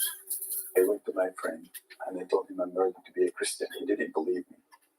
I said, yes, I'm ready to be a Christian. And he started to jump up and down and say, praise God and hallelujah. I didn't know what he's doing. And then later on, he asked me to kneel. And I knelt. And he said, repeat after me. If you trust me, but do it from your heart. And I started to repeat after him. He asked me to ask Jesus to forgive me. And I did ask Jesus to forgive me.